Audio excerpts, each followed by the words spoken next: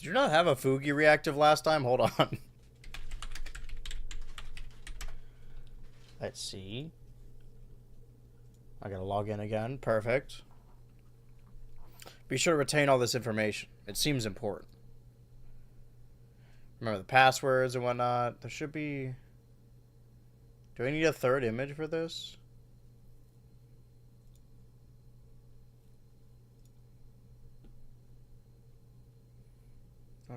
Can I change this? That's not what I... Okay, I'm not Brent. Ignore that.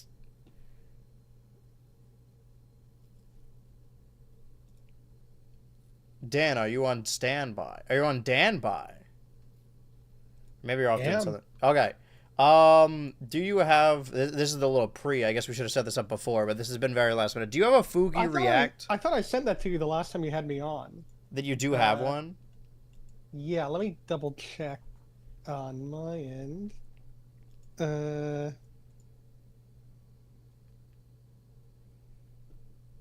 What's the...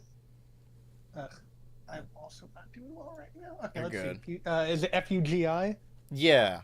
None of this is canon. Anything that happens before the intro or after the song, but before I say anything, is not canon. Everyone zap this from your memories. We just got to get Dan on the screen. Okay, authors. You might want to turn your audio up a little bit if you can, too. Turn it up or off, you said? Up. A little quiet. Hold on. You're good. For everyone watching live on stream, this was a very last-minute decision, but we're throwing it together now. We'll explain as we go along. Or maybe it's funnier if we don't explain. So can I add model? Do I have Dan ones? I mean, I should be able to just use yours. In theory. I have it. I just need to figure out how do I send it to you. Do you have a link? I do. Let me. Yeah, shoot me a link and then I'll put it on here. How do I? Okay, I need to.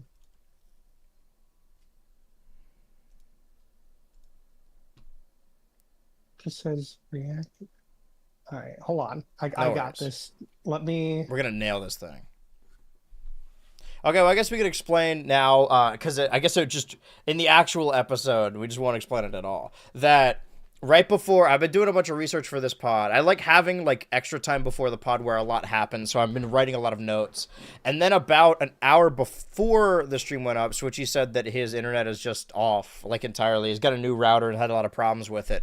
And it might not be fixed throughout the day. So we made the last minute decision, and this is why things are kind of in array. I didn't really give Dan a lot of time to prepare. This was almost like 10 minutes before the pod. I just switch it to the Dan2 Ultra episode. But I got a nice host on standby. I was thinking about this because I wanted to play Kirby Air Riders on launch. I was like, how many people do I actually know with the Switch 2? Dan's basically the third. I mean, the first person to be on the show twice. That's got to christen him as a member at the very least. Was I on the show twice? I actually don't remember. Well, this is the second time, technically. Oh, okay, gotcha. Mm-hmm. So how do I... So I have the page. Now I just need to figure out how to send a link to the... Is there There's like a... Yeah, because on Streamlabs I can... So, I mean, ideally it should automatically show up. I don't know why it's not. Hold on. Sources? Oh, wait, hold on. The Dan the Man Show. Okay. Copy. All right, no, never mind. Sorry, my bad. I have it. I could just get it from here. All right, and then I'll put the URL in the URL slot. Put that there. Okay. Now, I know this is a cardinal sin. Do you mind if I rotate your art? And by that, I mean flip it. Yes, I don't mind, but okay. I will remember this in the future. That's okay. You're welcome to do it back to me at some point in the future. That's good to know. All right, I'm going to play the intro again. For those of you watching, I didn't have time to change the intro animation to Dan2 Ultra. I'm doing what I can.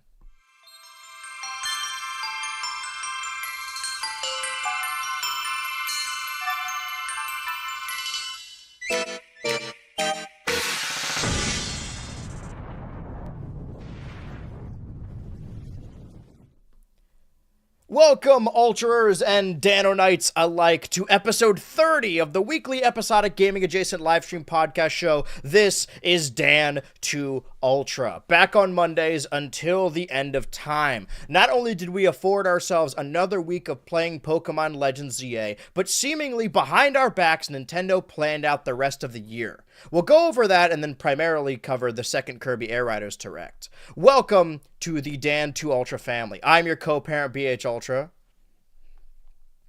That's your cue. And I am your other co-parent, your substitute co-parent. It's kind of like a step Dan. co-parent. The parent that stepped up. Yeah, a step co-parent. Yeah. I've been skipping out on these a lot because I haven't been seeing the movies, but over the weekend I watched both Springsteen, Delivery from Nowhere, and Shelby Oaks, and I didn't care for either of them, but I was way more disappointed that I didn't really care for Shelby Oaks. Yeah, I saw your review for that. I was a little like, oh man, I really want to like this because I want to get Stuckmanized. Yeah, like the stuck man. Well, that's my thing, right? Like, I mean, obviously Shelby Oaks is the debut film directed by Chris Stuckman, who got his start reviewing movies on YouTube, and I watched him like a decade ago. So obviously I'm going to be in the corner of any YouTuber who wants to break into the independent film scene. And it's cool that Neon produced this film to begin with, and I hope it does well, and I hope he continues to make even more movies and gets better at it. But, and this is to quote me exactly, what I thought was going to be a new, unique voice in horror turned out to be someone who has never made a film attempting to create the closest facsimile of a horror movie. Like, it isn't bad, but it's not interesting or special. I have so much more thoughts, like, fermented in disappointment, but I also think everyone should just go see this movie for themselves. Not only so you could form your own opinion, but also, I want the movie to do well. There's been a lot of stuff this year like that, like, not even that they were bad. Again, this is not a bad movie, but this and James Gunn's Superman and Looney Tunes The Day the Earth Blew Up, like, I was like, yeah, these are kind of okay to whatever, but I still wanted I wanted them to do well. It seems weird to, like, be in the corner of, oh, I hope this film makes money. It seems more and more when people are discussing film, it's more about, like, the box office and not about the actual artistic merit. I can understand where that argument comes from. Yeah, no, and I agree, honestly. I think even if a movie doesn't live up to my expectations, if it's from something that's either smaller or had a lot going against it in order to come out, I mean, you know, don't listen to what we have to say about it. Go for yourself and form your own opinions. It could be one of your favorite movies. You know, I really enjoyed the Looney Tunes movie, but I had issues with it. But, yeah, you know, I'm glad that it seems a lot of people, a good amount of people want to see it. So, you know, that's always a good thing. I just want that movie in particular to do well. I mean, we already know we're getting a theatrical release of Coyote vs. Acme next year, I believe. Yes. Seems weird to be in the... I keep reusing the line of, like, oh, this movie is more important than it is good, and that doesn't negate its quality, but that's the same thing with, like, the James Gunn Superman, that I got my hopes really high up because I really loved the Batman, and I loved the Suicide Squad, and I loved Guardians, and I loved Peacemaker, and I didn't like Superman as much as I liked those, but I'm glad that people responded well to it, because not only is it, like, a new era of, like, optimism when it comes to cape flicks, but also... You know, I want James Gunn's DCU to do well because I like him as a director.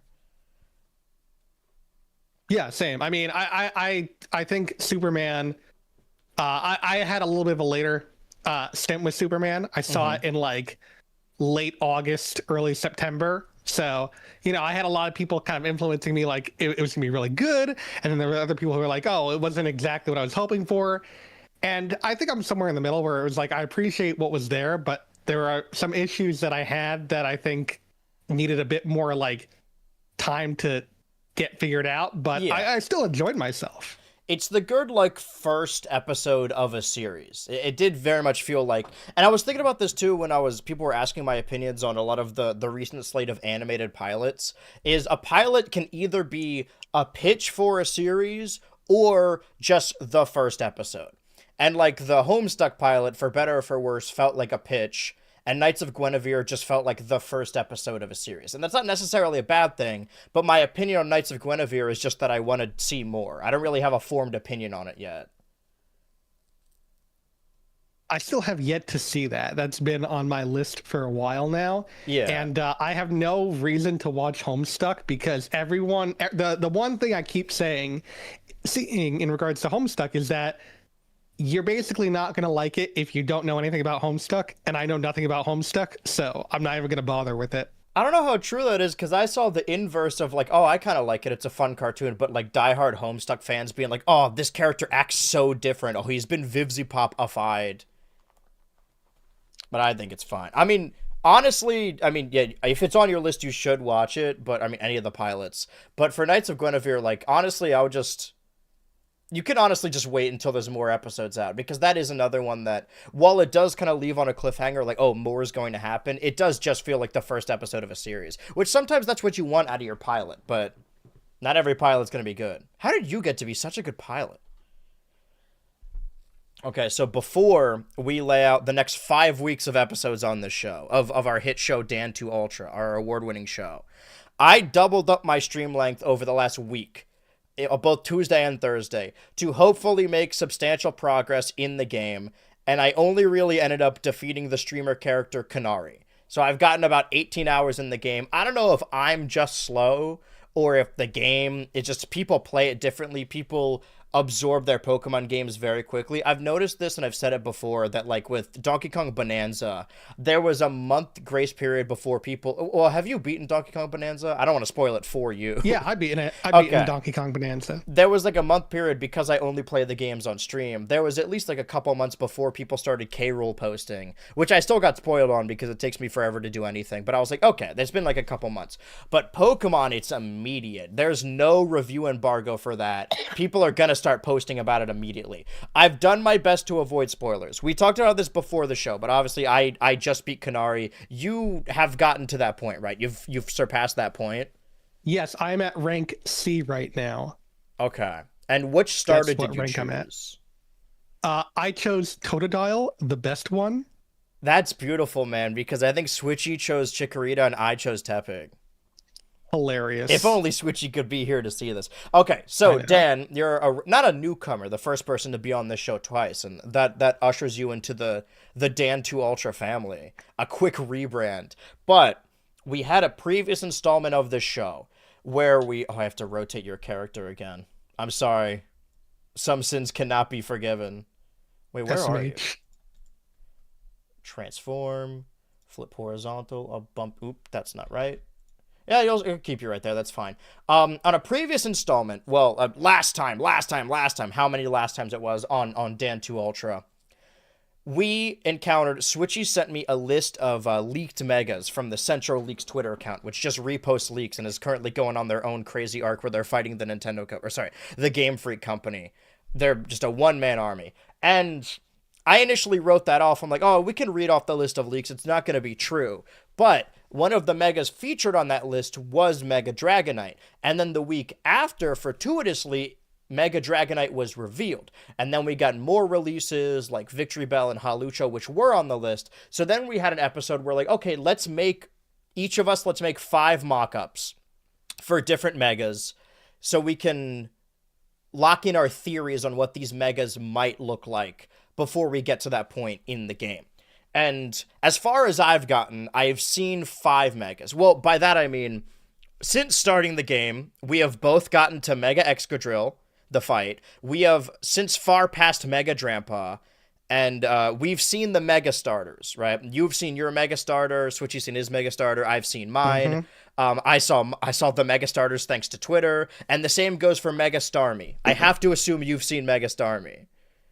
Yeah, I mean, that was the one that I think a lot of people are using to, like, bash on Megas, even though I think it's very funny. I like it. It makes me laugh, and that is all I need. And cry. Makes me laugh and cry.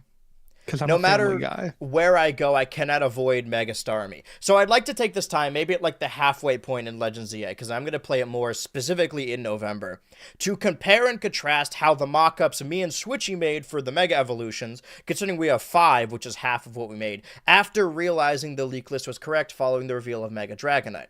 So in the order, I suppose we could start with the way they're set up right now, if Photoshop will allow me to click, is Mega Drampa. Now, we don't have Switchy here for this, obviously, so I don't know quite what I think he was going for more of a cloud design, like what's the dragon from the Never-Ending Story? I know who you're talking about. I don't remember the name right now, but I know exactly what you mean. Right. Just if Switch is not here, so I can't rub it in his face, but if we are comparing and contrasting, I got one of mine right, but we'll get to that. My mock-up, as you could tell it's my mock-up because it's not drawn the same way at all. My mock-up for Mega Excadrill was to simply make it the height that I've always wanted it to look. Like in the original black and white games, Excadrill is like human height, and then you see it in the 3D games and the anime, and it's like 2 feet tall. It's 2'4", which is what the Pokedex listed as. But because I played the pixel-based games, I always wanted a big Excadrill, so all I could hope for was a stretched-out Excadrill. And technically, I didn't not get that, right? This is normal. Okay, he's still like the small...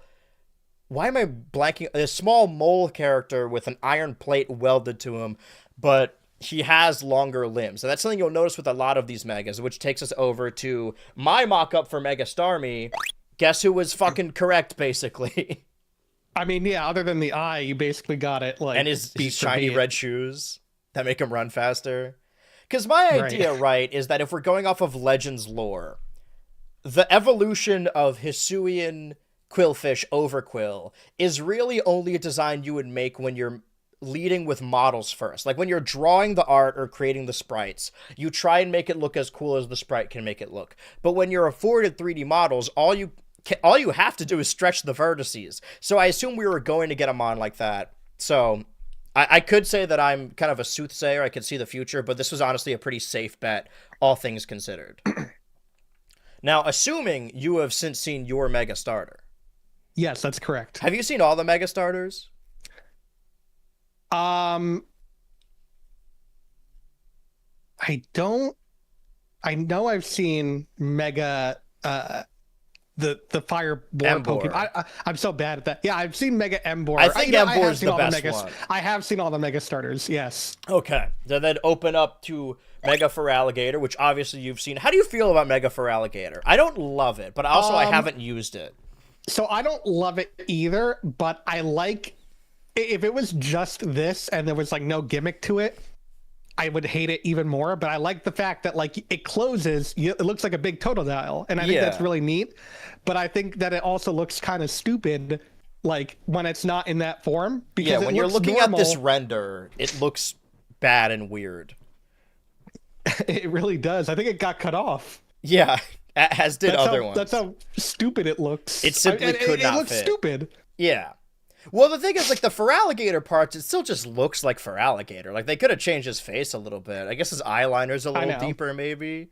But that's why I think I prefer Mega Emboar. I'm glad I chose that one, because if we go over to Mega Meganium as well, they're all sort of just the thing, but bigger. I actually... That's... If I could look at this, I think Switchy was pretty correct. Well...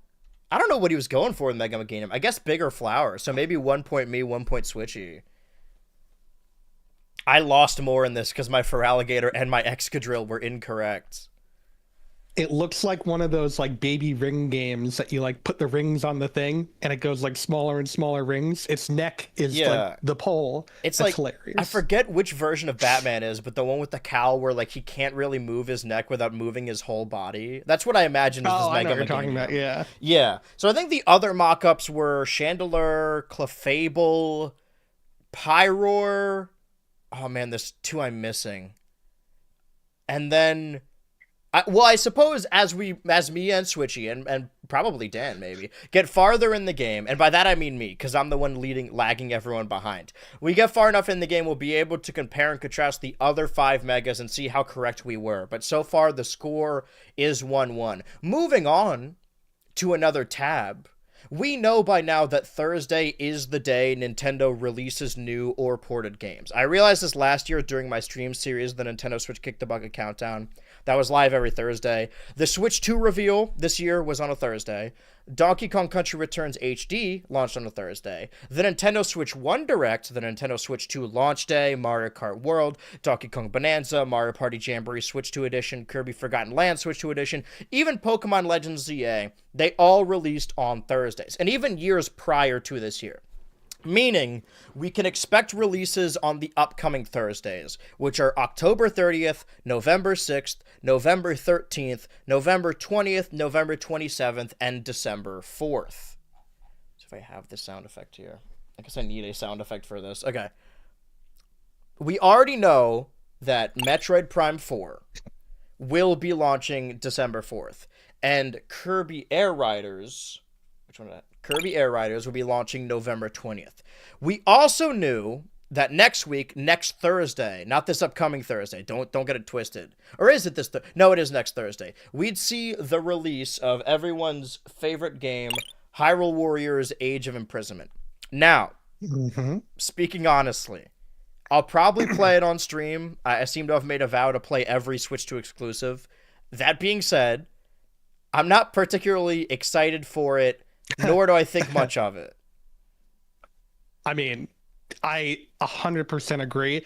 I was not a big fan of the original Hyrule Warriors Age Breath of the Wild one. I like the original. I really like the original, but like I can't really get invested if it's not like a celebration of the series, and you're kind of like very much limiting yourself, making it only tied to Breath of the Wild, Tears of the Kingdom. And I don't care. I just don't care. That Breath of the Wild, Tears of the Kingdom have been the only Zelda things that have been focused on for 90% of Zelda-related things for the past 6 years now. Yeah. I just want, like, something else, you know? So, and I'm not going to say it's not going to be a good game, because I'm sure it'll be a good game, but, like, I'm probably not even going to pick it up. Like, I'm not going to lie. I'm not going to get it. Twitch chat says, considering you haven't beaten Breath of the Wild or Tears of the Kingdom, you won't give a shit about this. I'll have you know I have beaten Breath of the Wild. I just haven't beat Tears of the Kingdom.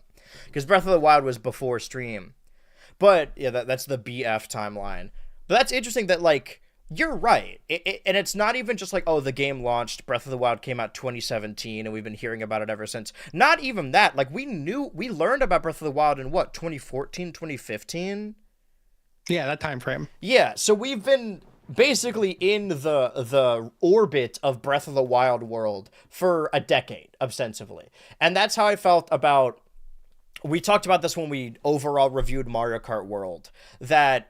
It's a pretty good game. It is a very good game, but it couldn't possibly live up to the expectation because we've been playing Mario Kart 8 for over a decade. And same goes for, like, GTA 5. Like, playing the same game since 2013, that the next one, you know, you have to feed a lot of mouths with it. I like... I guess Zelda quote-unquote lore or story the same way I like Kirby, where it's fun to like see something and be like, oh, that's this thing. But overall, I like it separately from the gameplay. I like to learn about the story after I'm playing it, like concurrently, be like, oh, that's why this thing's happening. And I know that the purpose of these new Hyrule Warriors games is to bridge the gaps. So Age of Calamity takes place before Breath of the Wild or after Breath of the Wild? I haven't played it in forever. I think it was before. I could be wrong. Okay. But I think it's before. I think this one takes place, I guess, after Breath of the Wild, but before Tears of the Kingdom because it has Ganondorf as potentially the main villain. There's a little asterisk there. Because I did do my due diligence when it comes to research of this. Let's ignore that, sorry. That last week, after our episode went off the air, the previous installment of Dan 2 Ultra, Nintendo's Twitter account, and likely also the Nintendo Today app. Oh, worth noting that the Nintendo Today app updated recently so that you can send posts directly to people through messages, but you still can't access them through desktop. I think that's been the biggest failing of the show, is that a lot of information is solely announced or initially announced on the Nintendo Today app, and that's why they've been rolling out smaller things. That was the idea with the Baby trailer last week, that the original version with the Pikmin in the Baby trailer was only on the Nintendo Today app. And I still theorize that I think the version of the Baby short is going to be shown as a short before the Mario Galaxy movie in theaters, and that's the first time we'll see it in, like, HD. What did you think of the Baby trailer? Did you also immediately think it was going to be Pikmin, or were you on the Baby Rosalina train? So, well, I thought that was a boy. I thought we all knew that was a boy, right? I wouldn't make sweeping generalizations like that. The Dan the Man Show. Well, I don't know. I mean, I thought it was either way. Yeah. The first time I saw it, I think I was very much like, what is this? What am I watching here? Why did they posted this with zero context? And then the more I looked into it, and then when I watched it again, I'm like, okay, they wouldn't just post this with no context. Clearly, this is like building to something. And the only things I could think of were Pikmin or like possibly like going into something Mario Galaxy related. Right. Not because of Baby Rosalina, but because of like the mother, quality. Yeah, you know, I don't know. You know, Yeah. like maybe Lumas or something. But Pikmin was my first choice, and I think I don't know what they were trying to accomplish by doing this. I mean, people talked about it. I think that it definitely stirred up a lot of like, what the hell are they doing? But it, you know, it definitely, I liked it. You know, I think it was very cute. It was a very cute Pikmin short. Mm-hmm. I think that it almost has nothing to do with, I mean, I said this last week, almost has nothing to do with the game. I think because it was maybe confirmed or soft confirmed that it was made by like their film studio or their animation studio, because that was my thing, is like, it's way too good. It's way too high quality to be like a video game trailer, even though I know video game trailers nowadays are just movies basically. But I was like, this has to be like a film short that they'll show before the second Mario movie. Because, listen, I love Pikmin. I got into it a couple of years back, and I consider myself a fan. I don't think we're ever going to get like a full Pikmin movie. Like, I think we'll get Mario and then a Mario sequel, and we're getting that live action Zelda, and maybe, just maybe, an Animal Crossing movie. And maybe Splatoon as well. But everything else, like the secondary series, I think are going to be relegated to shorts. I think, for lack of a better term, the Pikmin are going to be like their minions, and we'll have little Pikmin animated shorts, but before all of the Nintendo movies. That's my theory, at the least. I don't know if I can see an Animal Crossing movie happening, just because I can't picture what sort of plot would work for a 90-minute movie with Animal Crossing, you know? Because like they don't have I mean, unless you want to count like the villager, quote unquote, but they don't really have like a main character. Yeah. I could see that working in short form. I think that would work in short form. Yeah. Or it could be like a streaming show, like the Pokemon Concierge show, where it's just kind of cozy, like there's little tasks to do each day. Because my biggest thing is like there's no real overall antagonist for Animal Crossing. Yeah. Yeah. Exactly. I mean, where's the conflict? Where's the, you know, what's happening in the movie that makes me want to be like, oh, well, now I want to see what happens with these characters. Why is the writing good? Anyway, as far as Age of Imprisonment, I keep forgetting. They revealed 2 new characters of interest. This is Kalamo. Take a look at him over here. And the Mysterious Construct. This Mysterious Construct can transform and take to the skies over Hyrule. So, this Mysterious Construct is the real question mark. But not only does its description state it can take to the skies, but also in its trailer, I believe it transforms into this bird machine thing, some kind of flying machine. And according to the fans on Twitter, I'm taking a big leap of faith here, that they played, shout out TLOZ_Queen. They played Fi's theme in one of the previous trailers when this construct was shown, right? We've also have this comparison by Hylian_Princess, that one I do have written down. Now, I've never played Skyward Sword. The idea is they're doing the same pose. I've never played Skyward Sword, nor do I even know how to pronounce Fi correctly. Fi, one of those. At the very least... F is silent. Oh, E or I. Oh, I'm I see. So it's like a self-insert character. Exactly. At the very least, this is the most intrigue I've seen for this game since it was announced, and even then it was overshadowed by other announcements. So have you played Skyward Sword at all? Does this mean anything to you? I played the I played a bit of the original, but I never really clicked with it. And then when they re-released it for Switch, I got really into it because I really thought that the control stick controls were very intuitive. I was like, I'm shocked how well this works. But I liked it. I got invested into the story and the lore. And I mean, the stance I don't know if I agree with the stance thing. I think that's kind of pushing it. Like, Bro is walking with the sword. I don't know if we can like put it I that mean, it's far. definitely meant to look like Link at the very least, but I don't Oh know if yeah, that for means sure. like it's Link from a different timeline, like the hero shade. I think it might be like Yeah. a Fern situation that this construct just really wants to be like Link. Yeah, that's a good way to look at it. I mean, I think the eye thing, like the eyes theme, that could possibly hint at something. I didn't listen to I didn't like watch that trailer, Yeah, so I'm this is not just sure. us But going off of Twitter's words. I mean, I think that'd be cool. I actually kind of like the Fern idea you said. I think I'm kind of hoping that that's the route they go down. Yeah. But I imagine what my theory was initially is that they're revealing these characters because they're going to be classes that were in the original Hyrule Warriors. So obviously because this game is lore important. Twitch chat says that's the same pose as the Dark Souls cover, so Link must be Dark Souls now. Yeah, they're the chosen undead. My original theory, knowing nothing about these new Hyrule Warriors games, I know that they're canon or soft canon, and that the original Hyrule Warriors was a big crossover of a bunch of different Zelda timelines. My theory was that the new characters they're adding were meant to like replace older characters. Like this would be like the Wind Waker Link, and then this one would be the Skyward Sword Link or the Eye or something. But it seems like that's not true because they've added several new characters. If I knew ever so slightly more about Hyrule Warriors, I think I would have a dog in this race. But I thought it was worth bringing up because this game comes out in like 2 weeks, and this is the only thing I've heard anyone talk about for it. Also, bro's got his toes out. Discuss.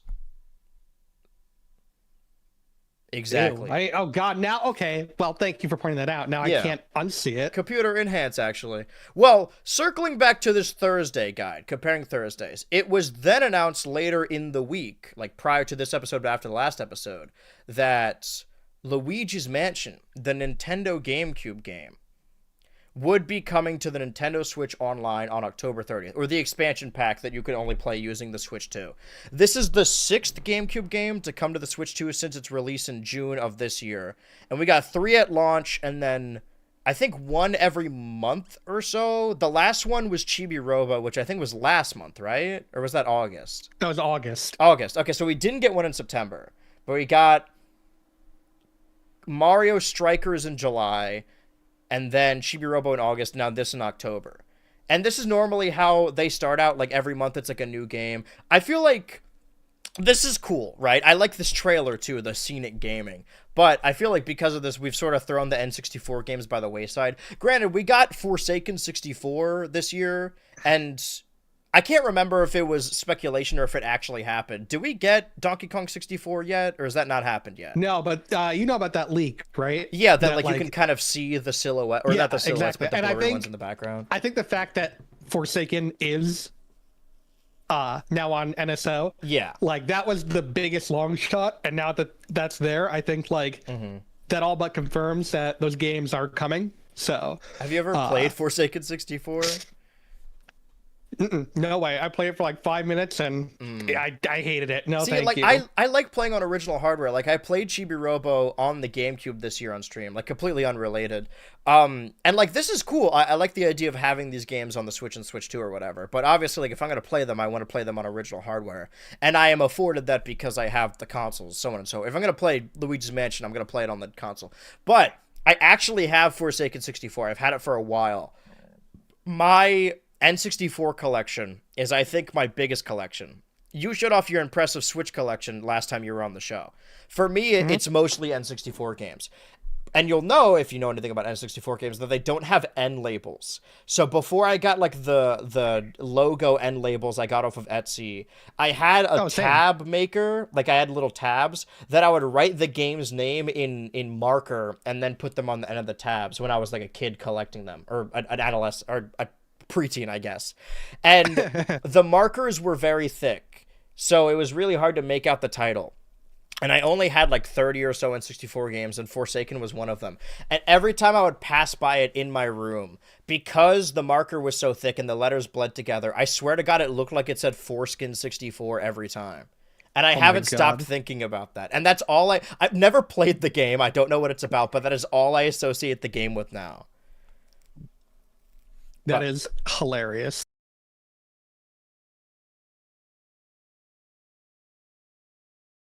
think that was Halloween Day. That was October 31st, 2019.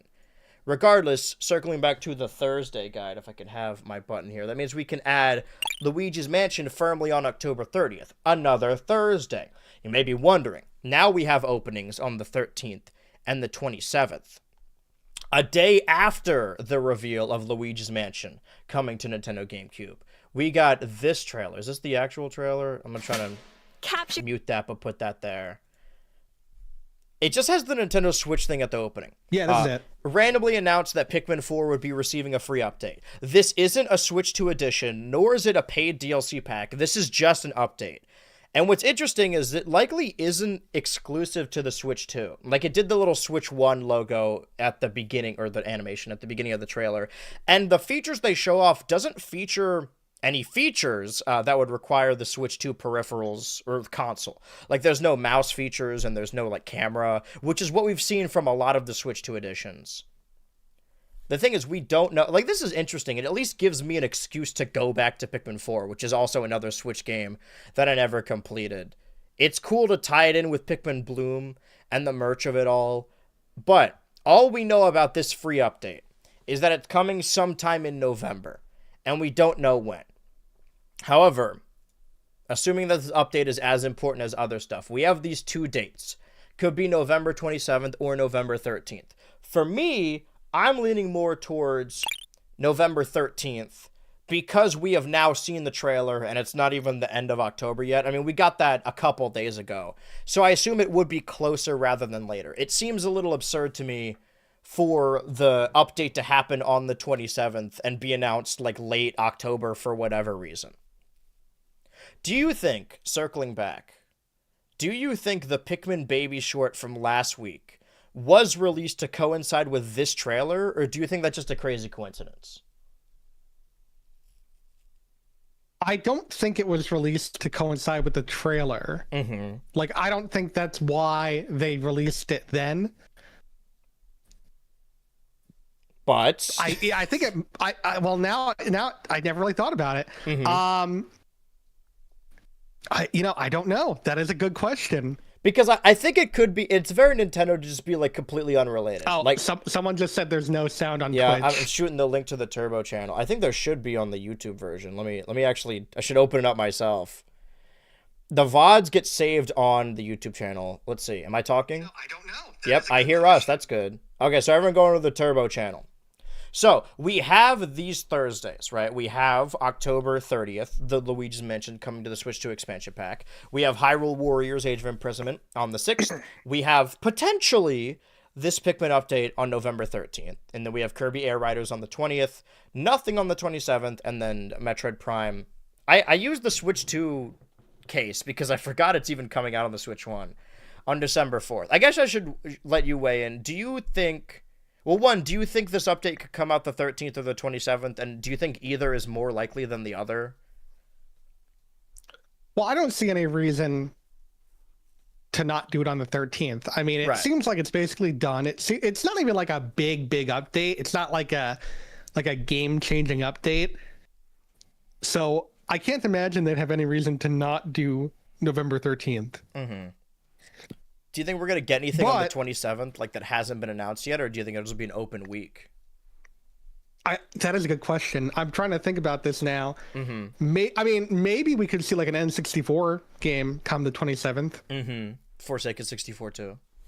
Yeah, Forsaken. No, Glover.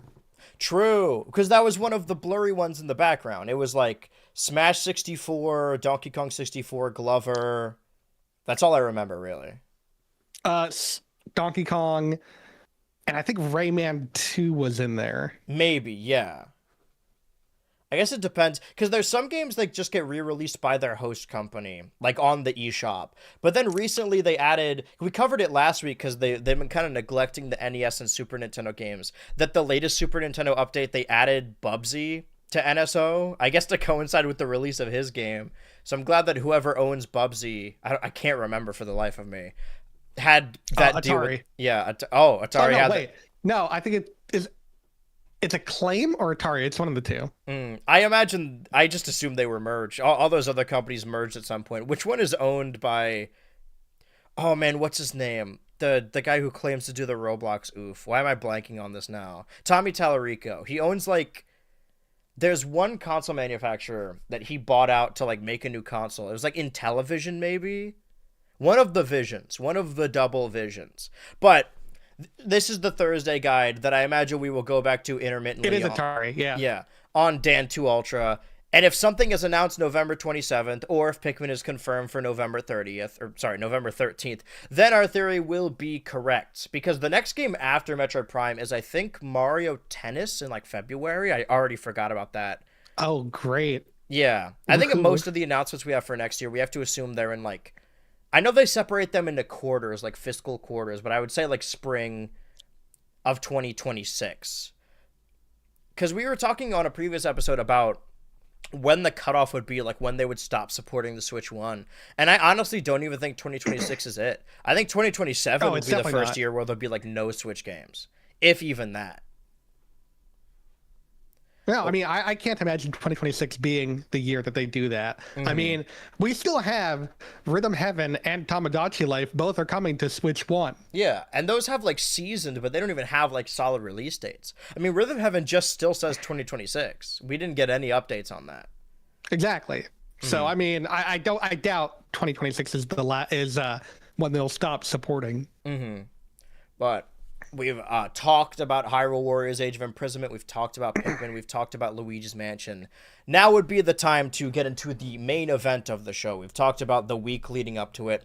We did this on a previous installment of Dan2 Ultra, where we analyzed the Kirby Air Riders Direct, the first one. And I saw some people saying, like, translating a tweet directly from Sakurai, saying that, like, he didn't know there was going to be a second Direct. I don't think that's true. I think that might just be, like, a poor translation. I imagine he did know, and it wasn't just, like, dropped on him. Granted, there are some things in this Direct that make it seem like they added them between. Anyway, this is the speculation sheet we had last time. And I'll be honest with you. It is quite ugly. It's a little bit of a mess.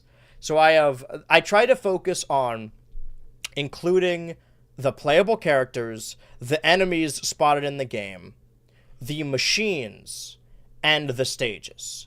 And I wanted to streamline it a little bit, which takes us to this new version that I feel is more streamlined. As of the end of the first Air Riders Direct, we have the riders, the enemies we spot on the ground, the machines, and the courses. So have you gotten a chance to actually watch the Air Riders Direct on your own time? Oh, yes. I've watched it multiple times, and I've watched people react to it multiple times. Oh, I didn't see any reactions, but today with my wife, we were just like light up on the couch, like writing notes about it. So I do have several notes. I fixed the guide. The main thing at the start of this Direct, or the top of this Direct, maybe I should lower the quality a little bit if it's going to make my computer do this. 1080p is negligible anyway. Once we're making out finer details, that's been the hardest thing about like pausing and going frame by frame and finding the enemies. But you're getting a Dan2 Ultra exclusive, because there was some stuff on here that I couldn't even find on the wiki. I think, because that's the thing with the tweet, is the implication that Nintendo dropped this Direct on Sakurai, when I think it's the other way around. This seems like something Sakurai would really want to, I know everyone like views themselves as a Sakurai translator, and they're like, oh, I know how his brain works, and then it's always like he hates Bandana Waddle Dee or something. But like, knowing what I know about his YouTube channel and the way he displays games, like this seems like a Sakurai decision where it's like, no, I want to do a second Direct. He seems to just like the presentation, which is why he had his own YouTube channel for so long. And at the end of this Direct, he will, no spoilers, I suppose, but at the end of the Direct, he will reveal that there is no DLC for this game. So everything showing off will be in the game, and we'll get to that later. But what we're seeing right now is Top Ride, and we won't be really playing the audio as it'll like overpower us. I think we're at the Top Ride point. Yeah, we're at the Top Ride point. What he's saying here with the subtitles is that they didn't expect people to really, really want Top Ride. So either they were holding off Top Ride to announce in this Direct, or, and I think this is incredibly unlikely, but it would be funny, if they, between Directs, saw how many people really wanted Top Ride and then added it to the game between. I think that's incredibly unlikely, but I want it to be true.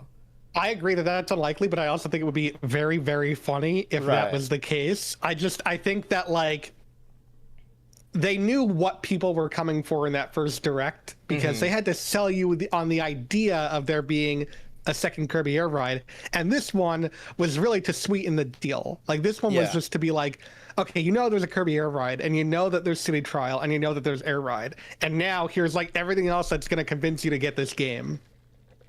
We will see throughout this direct as well. We know that the big open mode, the City Trial, of course, has 16 players, a max of 16 players. But it seems like every other game mode goes up to 8. Even Top Ride goes up to 8. We saw it earlier.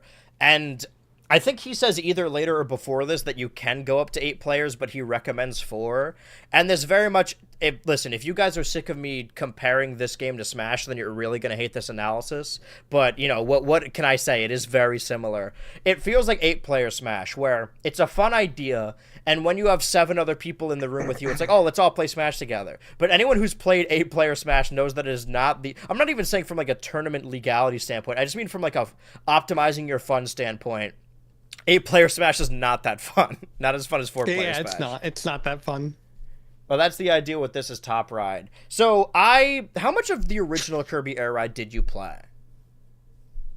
I did not 100% complete that game because that is one of the most notoriously difficult games to 100% complete. Yeah. It's hard to say because there's not really like an end game, you know. There's never like there's not an end game with Kirby Air Ride. I played Top Ride, I played City Trial, I played Air Ride. Obviously, I spent most of my time in City Trial. You know, I unlocked DDD in Air Ride. I actually was playing a few months ago just for the heck of it because I got one of those GameCube HD adapters to test it out. It looked really good, by the way. And I played it on Dolphin earlier this year, but it's a similar experience. Yeah. But, you know, I tried it out, and, you know, it's fun. It's very fun. There's a great gameplay cycle to it, honestly. You know, and I think he says this again, either this direct or the past one. It's more of a party game than like a racing game. But like, unlike other party games like Mario Party, the Mario Parties that have come out recently, there's like a good single player to this as well. Like, it doesn't feel like I have to play with other people all the time to get the most out of it. That's what I was hoping the most out of this direct. Obviously, like, I've told you this, I only know the people that have been on Switch 2 Ultra are people who have Switch 2s, with an exception. So I was like racking my brain, like, how many people with a Switch 2 do I know that would like be down to play? Because I want to, like, on the game's launch, like, actually play with 8 players, if I'm or maybe like close to it, or at least play multiplayer, you know, because I could load up the game on launch and play by myself, but it won't be the same experience. So what we're seeing here is, and we'll go more into it later, and I mean, he'll go into it, and then we'll translate, I suppose. The Top Ride mode is basically built on top of the other modes, of the regular Air Ride and the City Trial. So I don't know how similar this is to Top Ride, and that's why I asked if you've ever played it, that you can choose a different character and a different machine, and even get the copy abilities and power-ups in this. Like, it basically is a top-down version of the game, and I said I was comparing the game to Smash Bros. Earlier. If you could see this the winning animation specifically. Like, come on. That's almost exactly the animation. So I actually do, I'm like one of 50 unironic Top Ride enjoyers. Okay. And so this is for you. You know, this looks, yeah, exactly. I mean, this looks good. You know, I'm a little taken, I know why he did this, but I'm a little taken aback by the fact that there's an option to zoom in. Yeah. Like part of the like, this is what good gets thing me about Top Ride is that it's so compact that everything fits, you know? Yeah. Are you a steer control or free control guy? Because this is what got me. Is like, why would you ever not want to use free control? Steer control seems not fun to play. But maybe that's just how Top Ride's meant to be played. I'm a little confused about the difference right now, because it looks like I think steer control is like tank controls. Okay. So the way it worked in the original is, I think it was kind of like steer. Well, they had the 2 stars. But really what you just do is you just hold A when you get to a corner, and then you charge, and then you let go. Yeah. And that's how you play, really. And I liked it. I really do enjoy Top Ride. And, you know, for the most part, it seems like they have, like, the general idea of it down. Obviously there was only Kirby. I don't even know if Meta Knight and DDD were playable in Top Ride mode. I imagine they're just different colored Kirbys like they always are. You got Kirby in there. Yeah, you got like the different colored Kirbys you could play as. And there were power-ups. I think they were exclusive to Top Ride, or they were repurposed from City Trial. So none of the like normal power-ups. It was more like the Gordos and like the cannons and stuff like that. I haven't played Top Ride in so long, so that I could be very wrong on that. But I'm looking forward to doing Top Ride again. Yeah. But I want to see what it's going to look like zoomed out, like for an entire race, because I want to see if it is actually good zoomed in or not, because it's so weird to think about it zoomed in. Like, he has a good point. It's going to be weird playing on a big TV. Yeah, well, that's what he says later, is that if you're playing in handheld mode, I think this is one of the few games that has an actual difference between handheld and TV mode other than, like, graphics, is that if you're playing in handheld mode, it'll zoom in on your character, but if you're playing in console docked mode, then it will show the entire course. Oh, I thought he said there was an option for both, but you might be right. Well, I think the option is just, like, how you hold your Switch, if it's in dock or if you're like holding it. But that sounds about right. I don't later. remember exactly what it was, but like, I'm someone who enjoys playing handheld. So even if, because you were talking about how you like playing on like the original hardware, and I'm definitely the same. But like, if I have the option to play on my Switch, I might, because like sometimes I want to watch Family Guy in the other room, and my N64 is not in that room, and how am I going to play Banjo-Tooie while I watch Family Guy?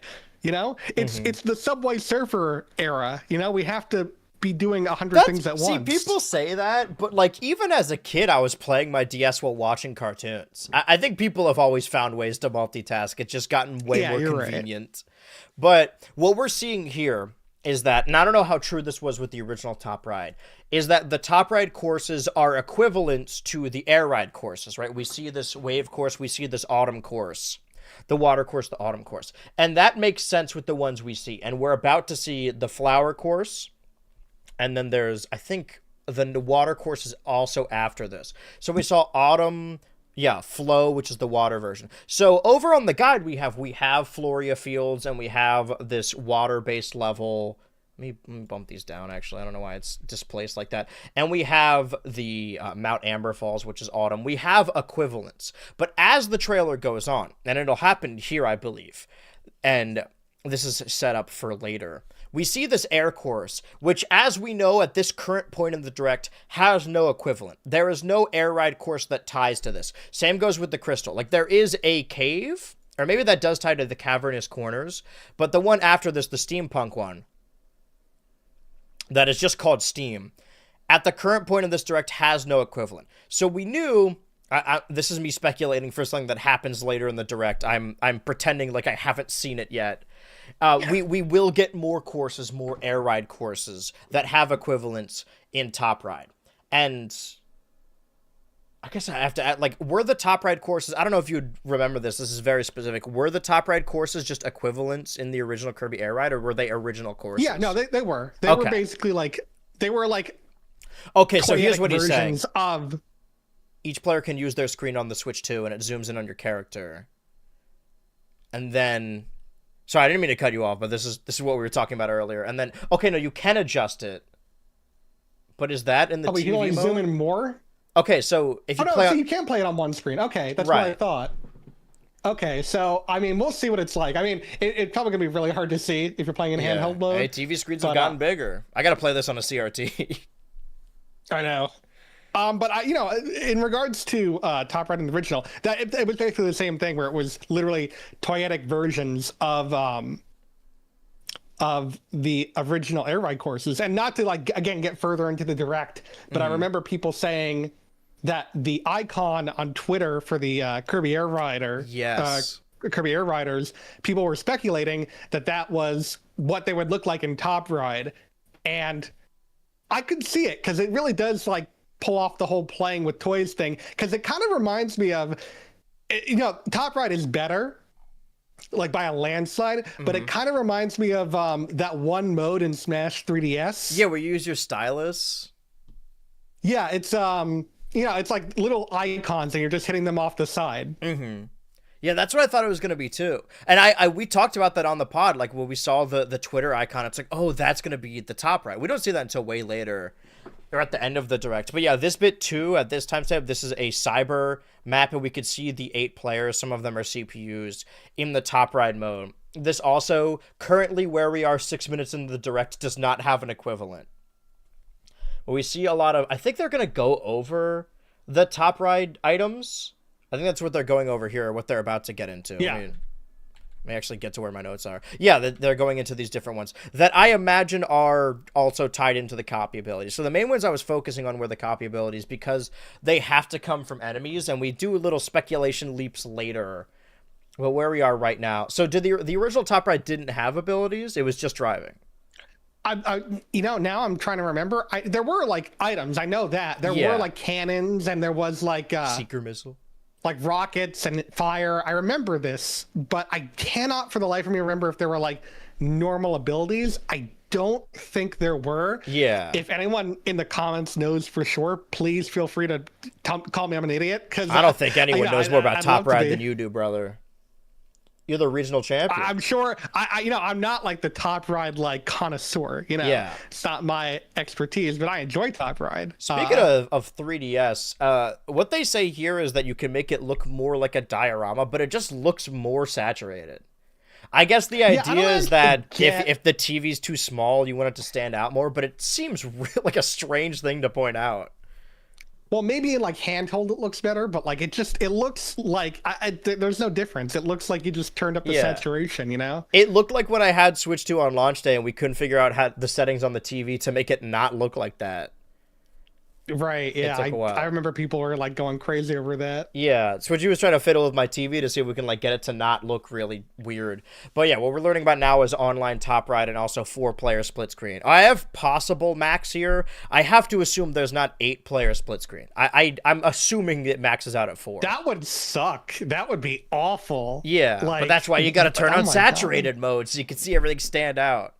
So you said earlier,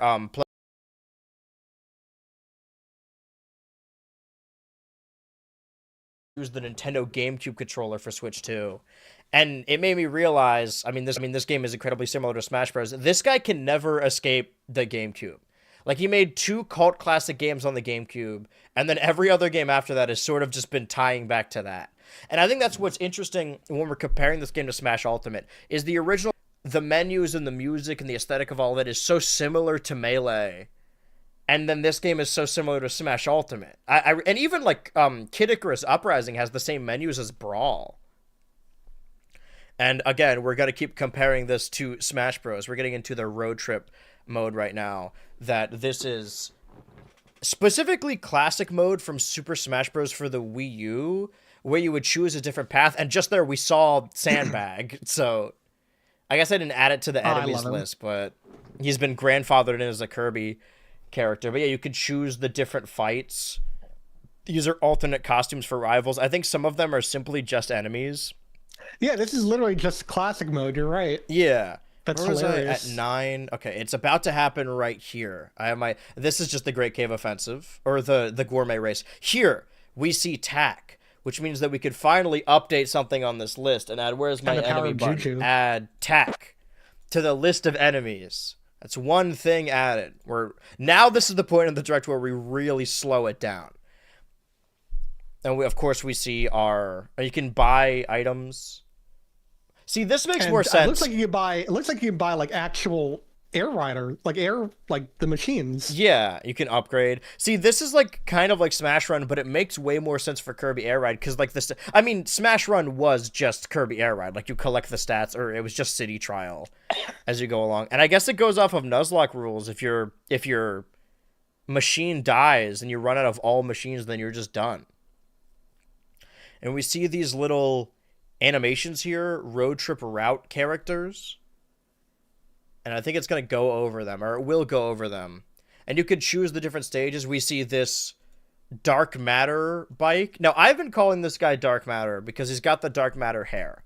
The Dark Matter Knight version. Design. But he also has the D crown and like a mustache. I think it's safe to say Dark Matter, right? Like, I know people have different... one eye is replaced with exhaust pipes. He's I think more that's really bike cool. than man.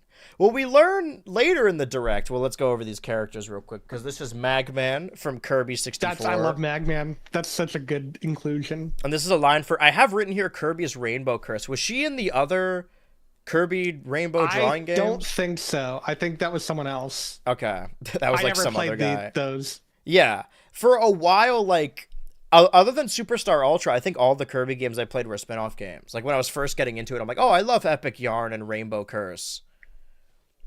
Turtilding is from Kirby and the Forgotten Land, and I like that the background also looks like the Forgotten Land. We have this is the only one that I'm like kind of raising my eyebrow on because it's like, well, why wasn't he just like an enemy? King Golem from Kirby 64, I believe, and I have Amazing Mirror. Oh, I have Computer Virus from Superstar because I know that there's an RPG correct. menu. Okay, just making sure. So what we're getting into here is the ability to customize your license.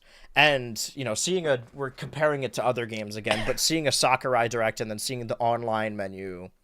I didn't even think about that. Power. Yeah, they're doing it. I think it's a little bit different because you have an actual ranking now with the color and shape in the bottom right. I like this. I like being able to customize your license. It's cute.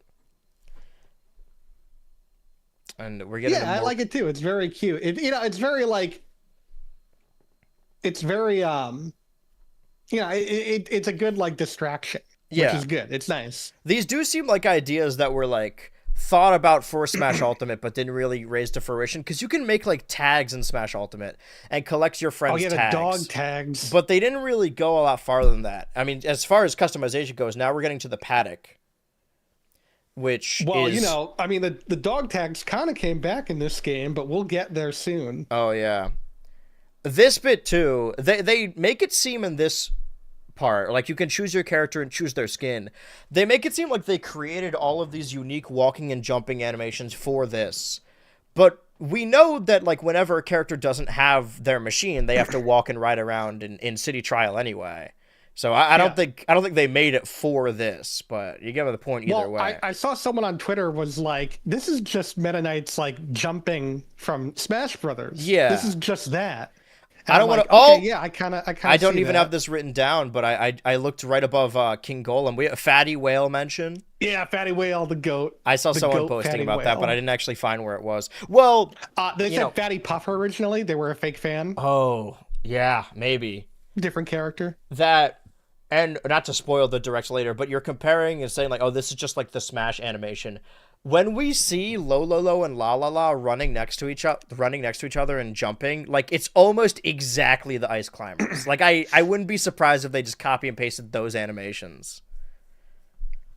I mean, I totally see it, and also, I don't mind if they're reusing it. Yeah, it's his fucking game. I don't care. Yeah, let him do what he wants. Right. I mean, that's honestly, that might also just be why they're in the game, because it's like they're simple designs and they probably already had like the animation like set for. Well, that's what I was saying about the Hyrule Warriors characters earlier, is that like you have to have an equivalent in your game, so you replace it with secondary, tertiary enemies, and I like that. I know there's been a little bit of a revisionist history, or maybe just you can stand on top of the cake, also important.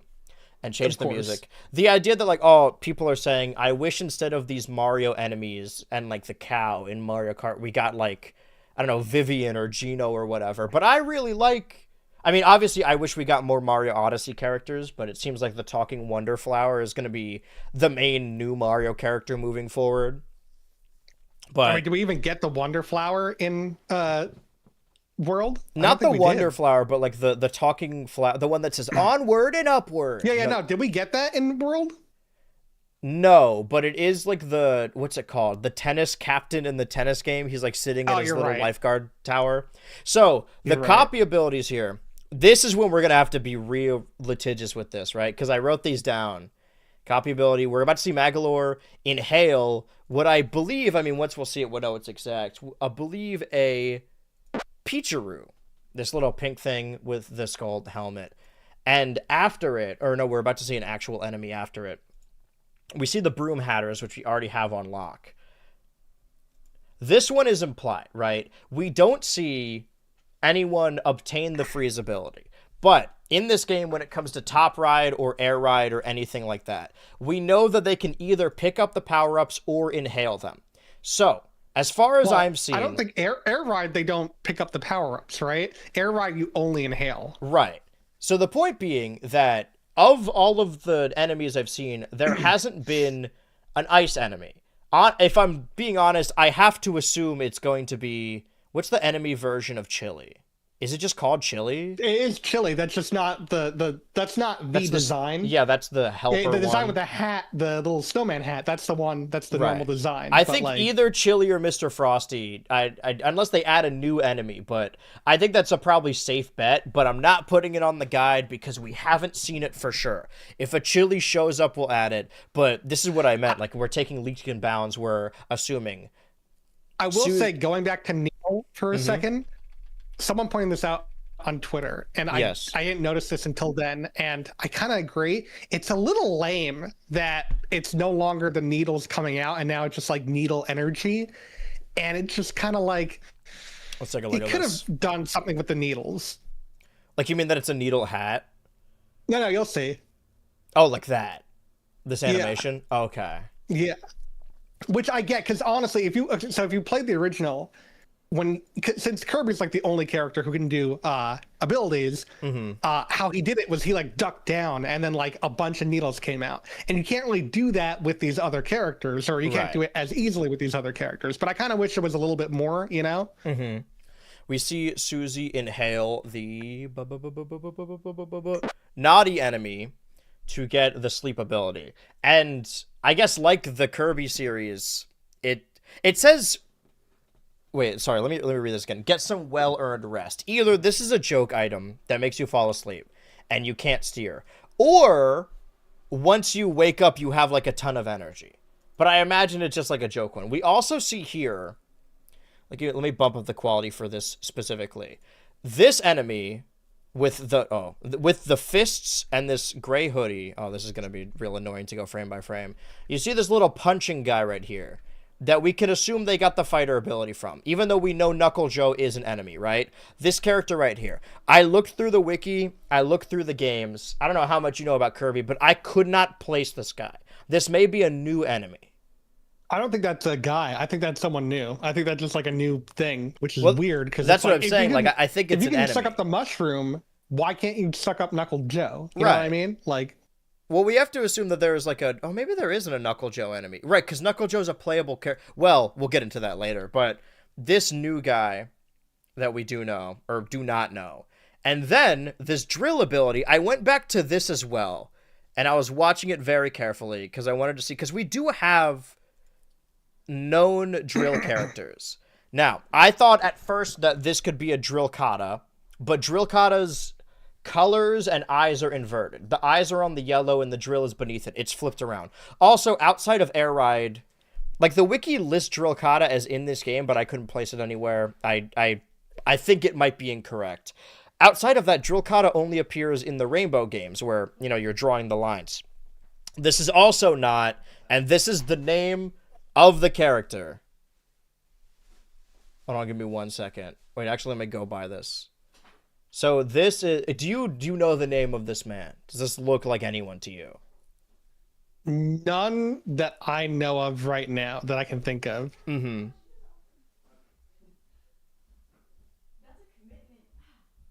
Give me 1 sec, sorry. Okay, we're good. So, hold on, actually I'm wrong. Give me another second. Yep, no problem. I'm looking at Drill Kata now. I don't think it's Drill Kata. Yeah, it looks inverted, right? Like the eyes should be on the bottom part. Yeah. I think that's something new.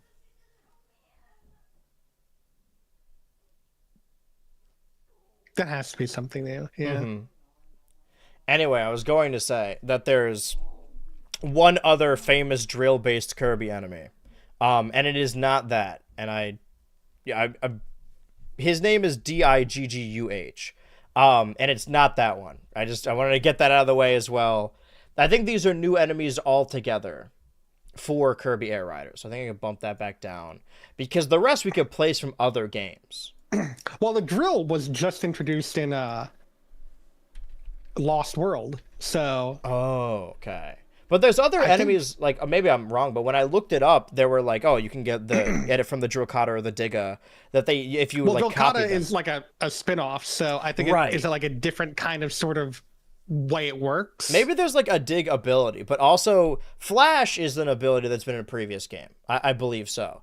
But yes, it was in the first Kirby's Adventure, I think. Okay. I couldn't place this guy. It kind of looks like a Super Paper Mario enemy because it's like angular like this, that I couldn't find anything that was an upside down triangle with yellow and blue changing colors. It has 2 little slots and it reacts to being hit, so I have to assume it's an enemy. But we do see the Wisp down here, which we already have placed on it. We have Flash, and then we can see the Wisp holding up the wheel, but we already have Wisp on here. So we've added Tack and Pichuri and Naughty, but no drill, no Digga. But Missile, we can kind of see it here. Let me actually get it on this. Sort of. Can go back a little bit. This at first I like wrote this off like, oh, that's just a missile. But then, like any other Kirby enemy, it seems to have an eye, making this another enemy we can add that, oh, this is actually in the wrong order. Let me put that right there. And this is Bang Bang. Unless I missed one. I may have missed one, actually. Let's see. Do we see it here? Oh, man, I gotta place this exactly now. We may need to go frame by frame here. Computer, slow down. Well, you could use your period and your comma to go frame by frame. Yeah, I think it might be, but it's over like a 2 minute or like, I guess like a 30. I'm exaggerating. It's over a 30-second period. So I'm just gonna let it play out like this because I will be. Well, I mean, we'll pause it when we see it. I don't think that the character appears for a frame, but this gives us a closer ability to look at what we just talked about of this presumably new, because we know Scarfy. This presumably new punching-based enemy, a punch-type enemy. That's just the fucking Boo from Mario, Super Mario Bros. Yeah, the one that punches this new drill character. It kind of looks like a broom hat, or if instead of a witch hat, it had a drill hat. Yeah, I see what you're saying. That does kind of look like that. Single playable characters moving forward. I don't know that drill was just added for Forgotten Land. I guess that makes sense, because I couldn't think about it any time prior to that. We're waiting for a famous character to appear. It's one of those characters that every time I said his name, I was actually thinking of the copy ability. Was it Bronto Burt? No, we have Bronto Burt. Oh, trust me. I know Bronto Burt. It should be around here. I mean, it could potentially be after whatever one we just added. We see here. Here we go. I kept calling. Yeah, well, I kept calling him Mike, but his actual enemy name is Walkie. Mike is the version you become when you inhale Mike. I think his name should be Mike. That's what I'm saying, right? I kept calling him Mike when we were taking notes, but that's incorrect technically, if we want to be litigious about this. So we have the missile. We got Bang Bang. Those are all the enemies we had to go through. We're over that hump a little bit. But now we're going over the class system.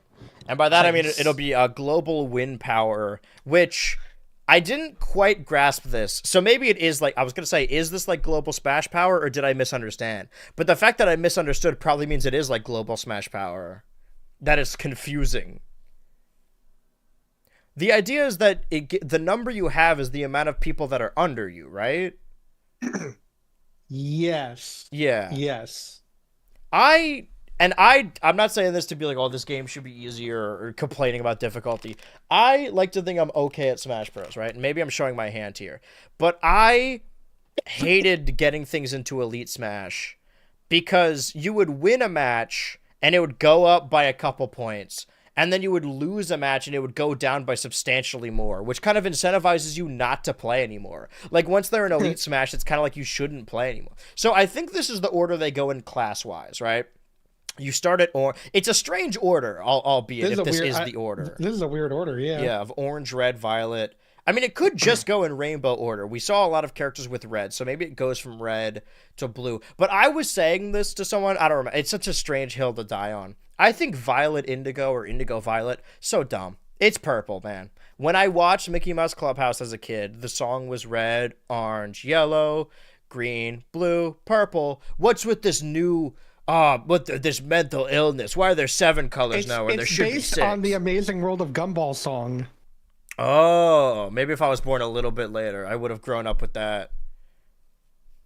Well, They're how does trying the to keep gumball up one with the go? current kids. Oh, It yeah. goes red, orange, yellow, green, blue, indigo, and violet. Oh, I don't like this at all. Okay, so I lied earlier. We're getting air ride courses, and these are getting additional ones. So this is Airtopia Ruins. So you notice earlier when we were talking about Top Ride that I said that there was an air-based course and a steampunk course, so on and so forth, that didn't have equivalents. But now they do have equivalents in this air course, and then Crystalline Fisher. I like how the air one is literally just, it looks like it's if Battlefield from Smash was an air ride course. Right. Like with the textures and everything. Mm-hmm. You can tell that the direct really comes through. And this is like what is it called? Steamport Aerodrive? Something like that. Steam Gun Board. Yeah. No, I mean like in Smash Bros. The one with the giant Rob in the background. Smashport Aerodrive? Yeah, I think the F-Zero track. Yeah, I know what you're talking about. Yeah. This will be the guys, I hate to say it. I missed something. We have to go back. So you'll see, actually we do need to go a little bit slower here. This is what I find really interesting, right? We've seen we've seen enemies become playable characters. But what's interesting here, if we can go frame by frame, we see Ku right here, the purple bird. I don't know if you might know more than me. Has Ku ever been an enemy? Or is this a playable character being downgraded to an enemy? Well, that's even assuming I don't even think it's an enemy. I think it's just a cameo. Might just be in the stage. And this is fucked up because we learned later it looks that like Rick it's is playable. off the stage, so you couldn't even get to him if you wanted to. We saw also there was a screenshot of somebody who played the demo that is the fish Kine? Yeah, Kine's in it. Yeah, Kine's in the game, which makes it funny that Rick was the third of the animals, right? It was Rick Kine, and Ku. Yeah, Rick was the main one you think of. Right. Well, I mean, he's clearly got top billing out of the three in this one. Yeah. So the Steam Gus Forge is the equivalent of the... I like that the Top Ride ones just have individual titles. The Top Ride version is just called Steam. And then... Yeah, that's how it was in the original game, too. Mm-hmm. I will play this audio for this bit because it's important that this is a question mark. Speaking of Mark, this plays the Mark Soul theme. And I wonder what makes it question mark. Do you think this is when we play the game, it's still going to be called question mark? Or do you think when the game launches, this will be revealed? Oh, it's definitely not called question mark. I think there's going to be a name for it. Well, we see Galactic... spoilers for Kirby Superstar Ultra or Kirby Superstar, but we see Galactic Nova's heart in here. I mean, I don't actually know why they're even question marking it, because it's pretty clear it's gonna... I mean, it's inside Galactic Nova. I can eat my own words. Yeah. Right. Sky Sand. So what is going over now is, again, the context we're comparing it to is Smash Bros. All of these old air ride courses that, like how Smash Bros. Used to, I guess, I mean, the most recent Smash Bros. Brought back as many as they could. Like Smash Bros. Brawl and Smash 4 and Melee, they're separating the courses into two categories, which is 9 new courses and then 9 returning courses. And there were only 9 courses in the original Kirby Air Ride, and they're all coming back, and that's what we're seeing here. And I'm happy about this, honestly. Yeah. I think this is a good thing. First of all, Checker Knight fucking slaps. That that soundtrack. Oh my god, that song is so good. I'm glad they brought back all of them, because if they left off just one of them, Fantasy Meadows, if it wasn't anything other than Nebula Belt, people would be upset. Yeah, because Nebula Belt is the biggest waste of a track ever. So Sky Sands.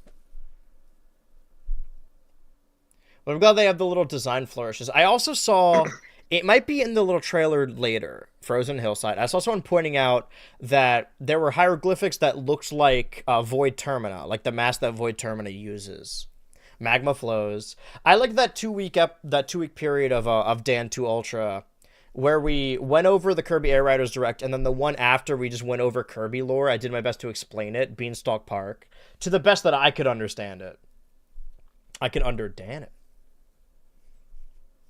We were, this is fortuitous that it lined up like this, that we have resident Kirby expert, Machine Passage, or at least someone that's played Air Ride in a substantial manner. Checker Knights.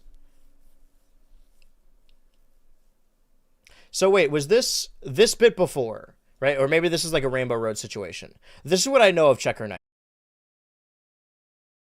Rainbow Road. He does you say go at down the to like, and they even do like a side by side too. Nebula Belt. Yeah, he says at the end that this not only will this game not have DLC, but this is also probably the last in the like series. That this is the definitive Kirby Air Riders. So what I was going to do when I was initially editing this speculation field was I was going to add each individual course to the courses we already have. However, I do think that it's easier to just display them by air ride courses, air rider courses, air ride courses, and we're going to see more later, but for right now I'm going to remove these. Streamline this a little bit more. And of course we need the text for it. So we have Floria Fields, Waveflow Waters, Airtopia Ruins, Crystalline Fissure, Steam Gust Forge, Cavernous Corners, Siberian Hideaway, Mount Amber Falls, not to be confused with the random sign. Fantasy Meadows, Celestial Valley, Sky Sands, Frozen Hillside, Magma Flow, Beanstalk Park, Machine Passage, Checker Knights, and Nebula Belt. And of course we'll see the stages displayed like that it's going to separate them into the new stages and the retro stages. Overall 18 courses. It's weird. Wait, hold on. Now, is this edited? What I find interesting is that there's 2 random Yeah, slots. I was gonna say that Why too. Like, do you need that? Is this edited for the trailer? Like, maybe they're on different pages, but I guess it might be. I mean, because it looks weird when there's 2 random slots. Yeah. Like maybe, well, there's 2 random slots, like and then that there's an also option. there's 2 random slots, and then also a stage titled ? Well, I think that's probably edited for the trailer. Right. I think that definitely okay. is edited. Yeah. I like this a Or maybe lot. it's something you have to unlock. I don't know. Mm-hmm. Well, I also, we get into that more later, that like, I think we're actually about to get into it pretty soon. Yeah, basically right here. It says, requirements are pretty easy, quote.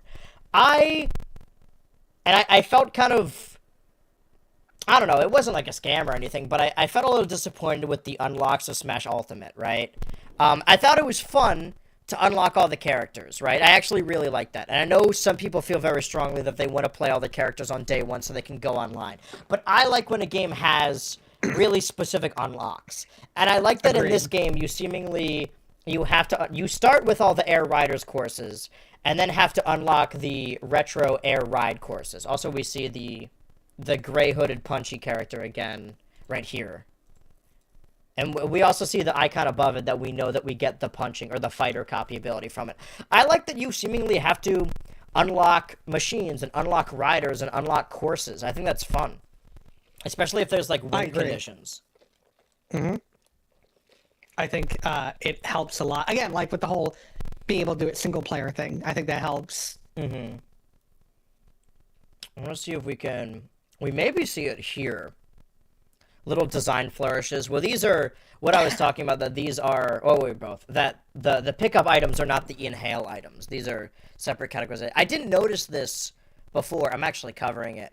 That whatever character you pick, like, peeks behind the speedometer. Oh, that's so cute. Yeah, I wouldn't have even noticed that. Eating the food, the dizzy beam. This is more, like, we did analyze what we had of the game and the direct after the previous direct. And also, they all have their individual specials. We went over that because that was on the website as well. So as far as exploring the city trial of Skya, the world of Skya, and the special abilities, we did show that off last time. So we've seen that, at least when it comes to the characters we have seen thus far. Mm-hmm. I don't think I've passed it by yet. So we're seeing even more items. Seeing very powerful items here. Then we are revealed to... I mean, we saw it earlier, but we get to see Sandbag in this.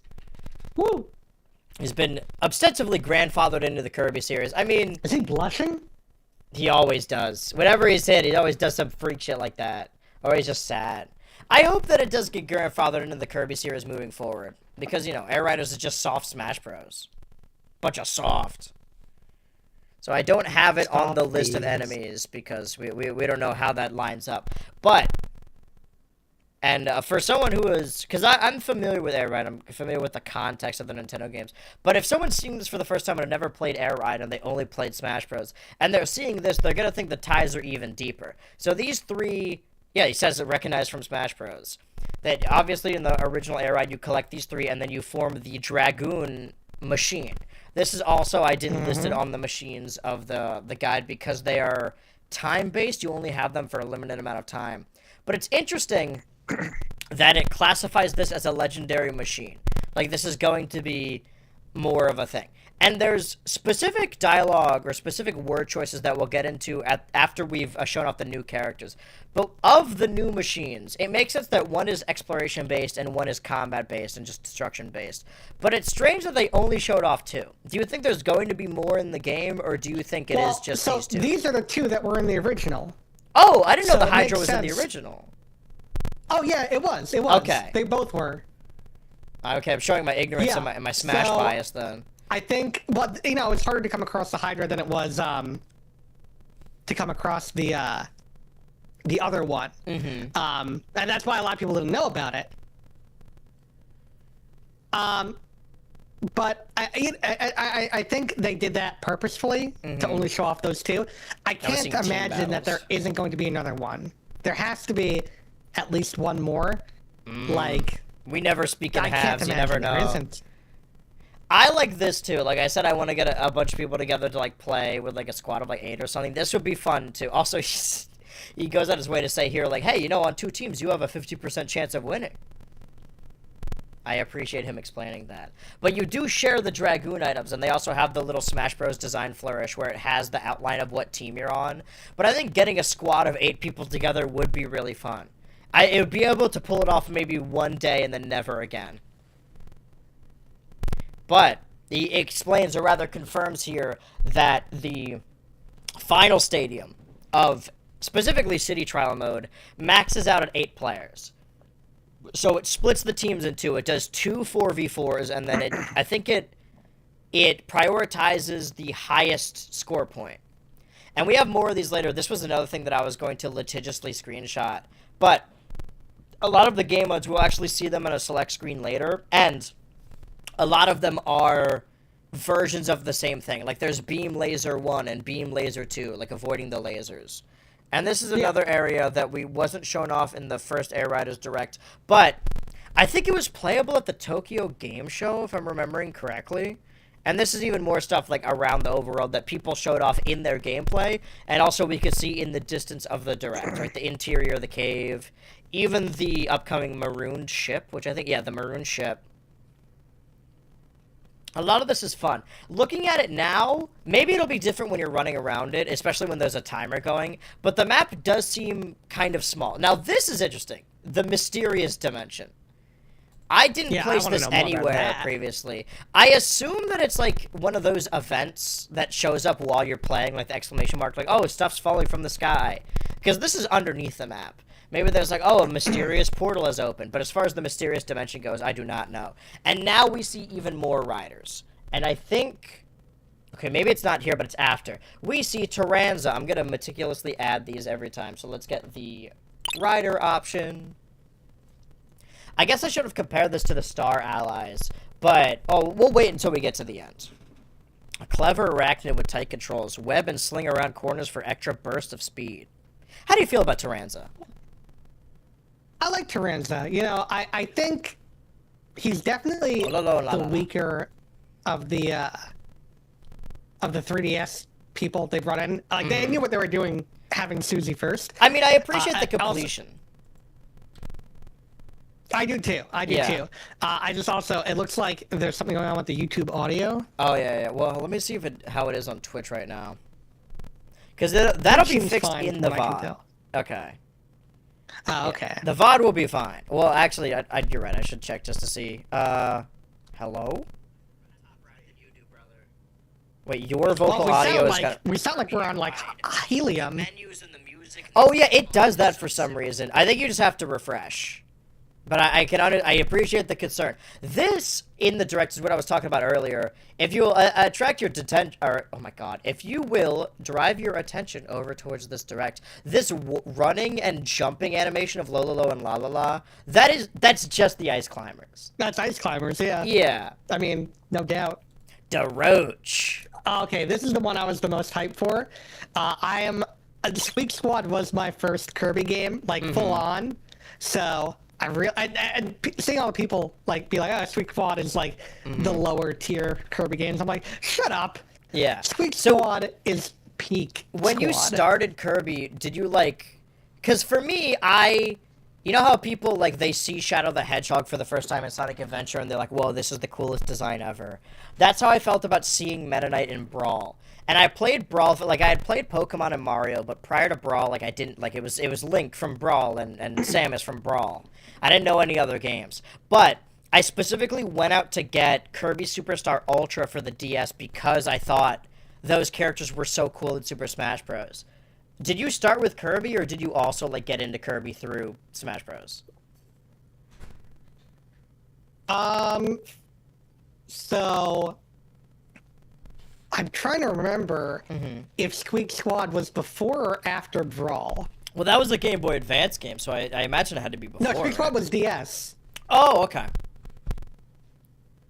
And I'm trying to remember.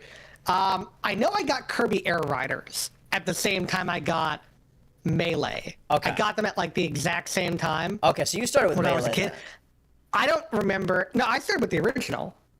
64? Like, I started with like 64. Yeah. That's crazy. Well, then you probably did do Smash first because Squeak Squad was definitely after Melee. Yeah, but I mean, it wasn't like I needed.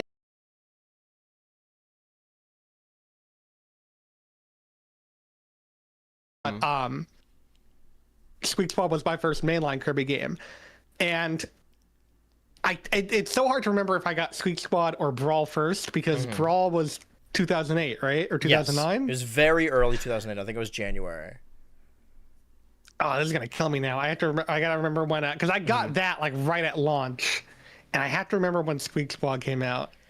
Like my first main in Smash Brawl was just a blue Yoshi because like, oh, Yoshi I know, Mario I know, Pikachu I know. Everything else was so new to me.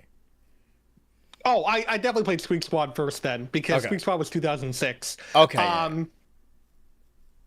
So Squeak Squad. I never beat Squeak Squad when I was younger. So the first boss of Squeak Squad is DDD. So I knew who DDD was. Right. But Meta Knight was like the second to last boss basically. So I never really got that far. And so I guess it's hard to say honestly. I think it was a little bit of both where it was like I really liked Squeak Squad and then Brawl came out. I'm like, damn, this guy looks cool. I want to play as this guy. I want to know more about this guy. With you know? Star Allies onward, we're in the era where they bring back all of these important Kirby enemies. They're just like the mainline enemies. But prior to that, DeRoach was just... I mean, I assume was just in Squeak Squad. Like, that was the game. Yeah, no, he wasn't like... They didn't really like lean heavily into that until Star Allies. Like, Star Allies was the game where they started leaning heavily into like the other characters, you know? Right. I mean, unless you count like the Dreamland Saga where they constantly brought back Zero. I mean, they kept remaking the games for sure. But you have the tight...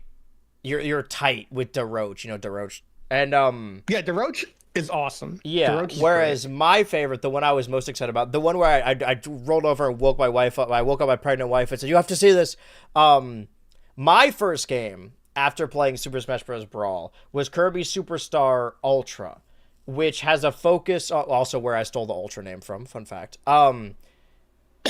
The main selling point of that game is the helpers, the copy abilities, right? That you could... I mean, that's the case with a lot of games, but that was like the original pitch. Right. And this bit for me, Rocky is not exclusive to Superstar Ultra, but this was my fucking main helper. Because I was a kid and I was really bad at games.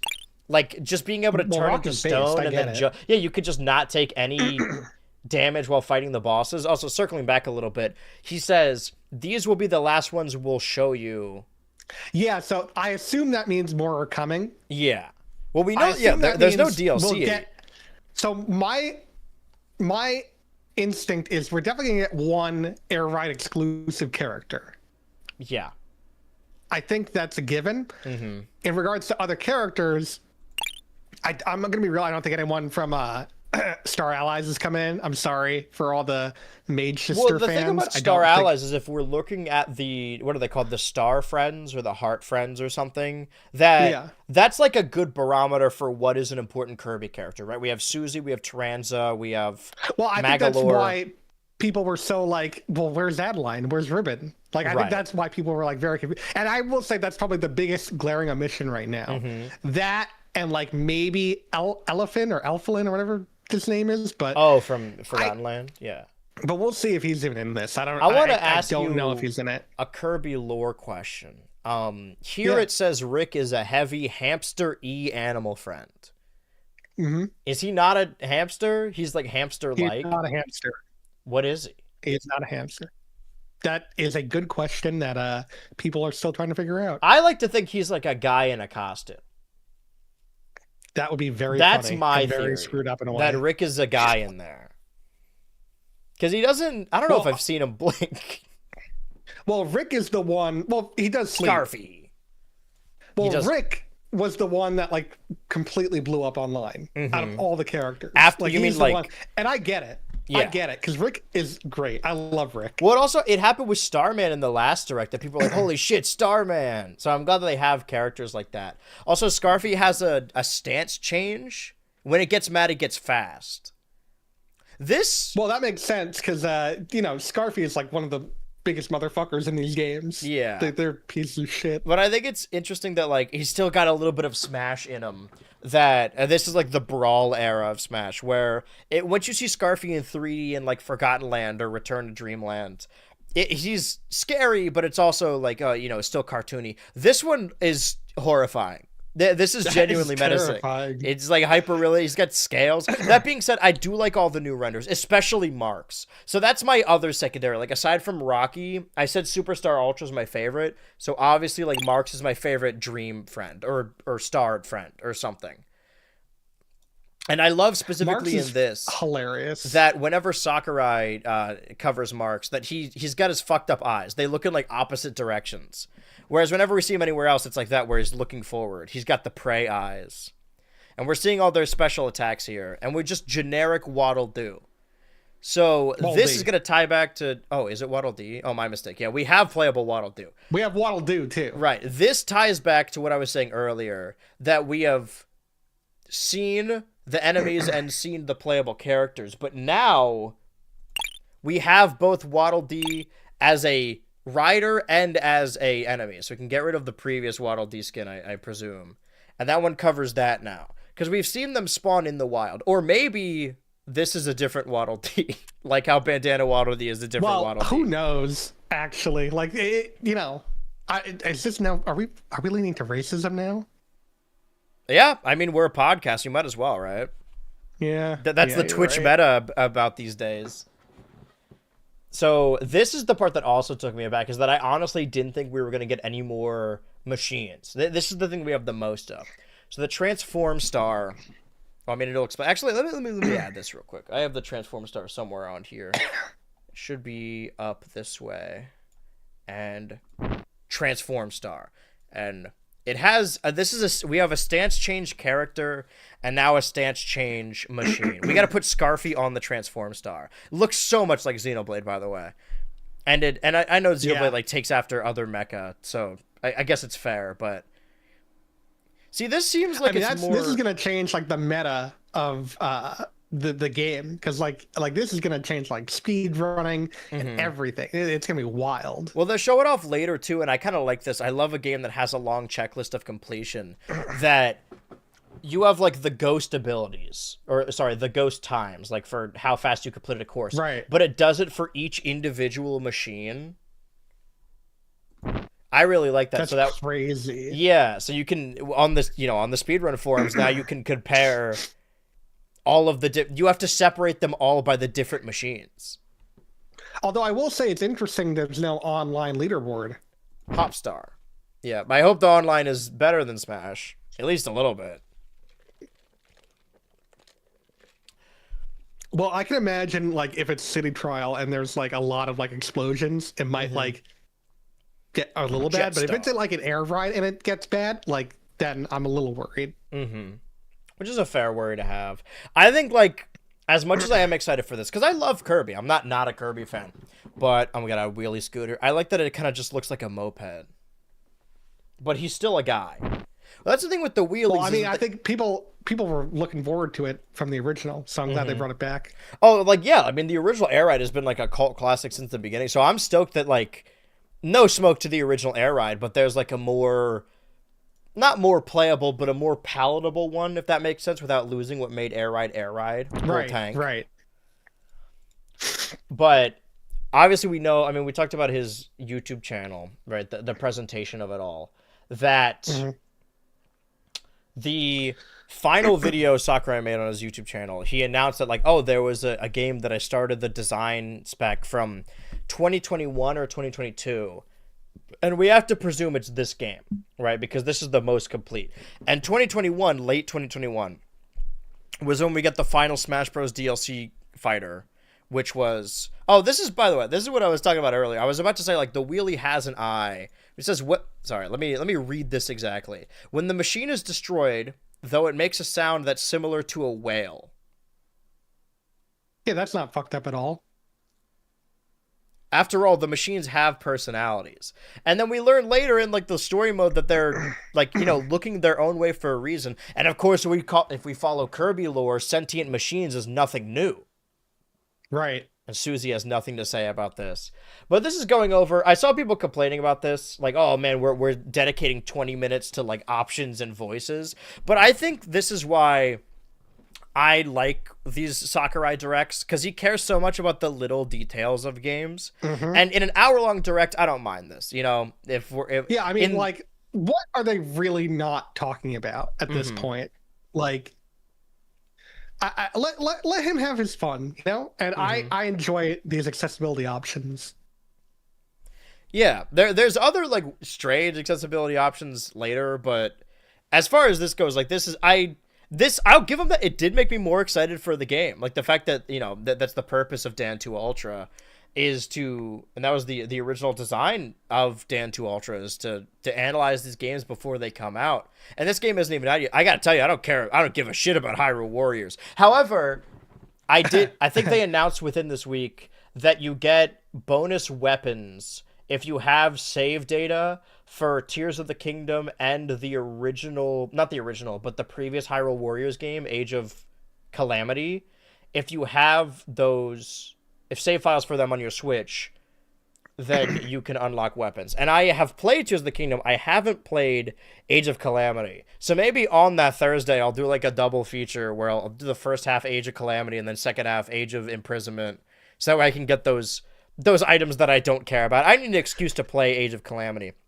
Because when I was, like I said, every Thursday last year, I was doing the Kick the Bucket Countdown where I was playing a different Switch game. There were only like 12 or so Switch games that I didn't really get to. And ironically, I mean, the Skyward Sword remake was one of them.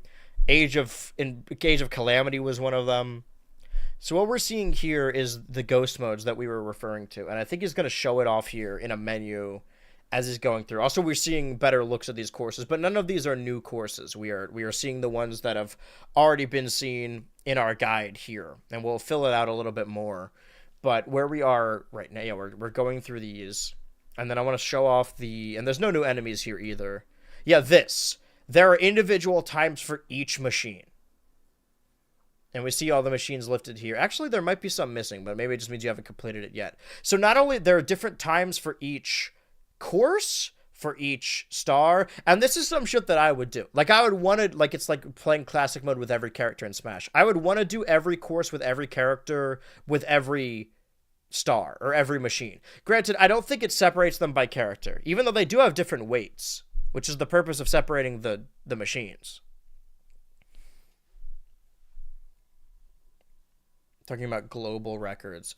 What we see here, I mean, I've seen a lot of comparisons from this game to Mario Kart and even the Sonic Racing game that I haven't played yet. But this free run is just around the city area. So it is free roam and it is fun to walk around, run around, jump around. And this is what I was talking about, that they all need running and jumping animations for this. And this would be a fun thing to do with, I mean, I said this about Mario Kart World, like, oh, it'd be fun to hang out with your friends and drive around, and also having access to all of these machines. But because I've been playing a lot of ZA, and obviously every week, every Wednesday, I've been playing GTA Online, and I'll talk about that at the end of stream. The fact that this is running around a city, and then you can call a machine to you, I know that like they didn't invent the mechanic, but this feels very GTA Online to me. Like calling your mechanic to get your car. That is very funny. I like that a lot. But that explains. Now we have I think the final new machine added. I believe so. Yes, which is the Flight Warp Star, and this is just like basically in any other game would be an end game unlockable. Like this is the Mario Star Cap. You just fly around the entire course and explore. Right. I mean, this was also in the original in Freeride. Roam around the open road. So how does Skya compare to the city trial map of the original game, do you think? Well, it's so hard to say because I don't have my hands on it personally. Right. There was just some charm about the original. Could do chemtrails also. So like segmented and like not fitting, like a forest next to a volcano next to a bustling city. It didn't make any sense. You could fly into a hole and it'd shoot you out. But this looks good. I like this a lot. You know, I don't think, you know, again, it's so hard to say because I have not played this. Right. But I have so much nostalgia for the original that it's so hard to say if this will top it. It's impossible to say, but this looks good. This looks like a really fun time. I mean, the fact that this like has all the courses of the original game and Top Ride, like it has to at least be a matched experience to the original because you can play those modes on the original game.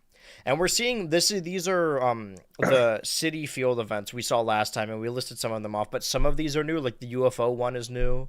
I like that this is it's not just a HAL thing. This is the way they draw that UFO with the 3 little balls on the bottom. I think that's just like a big thing in Japan is drawing a UFO that way, but it does make me associate with the UFOs they've drawn for their other side games. And the Halberd, this is another one I pogged at because again, obviously Smash Bros, but I'm Team Meta Knight all the way.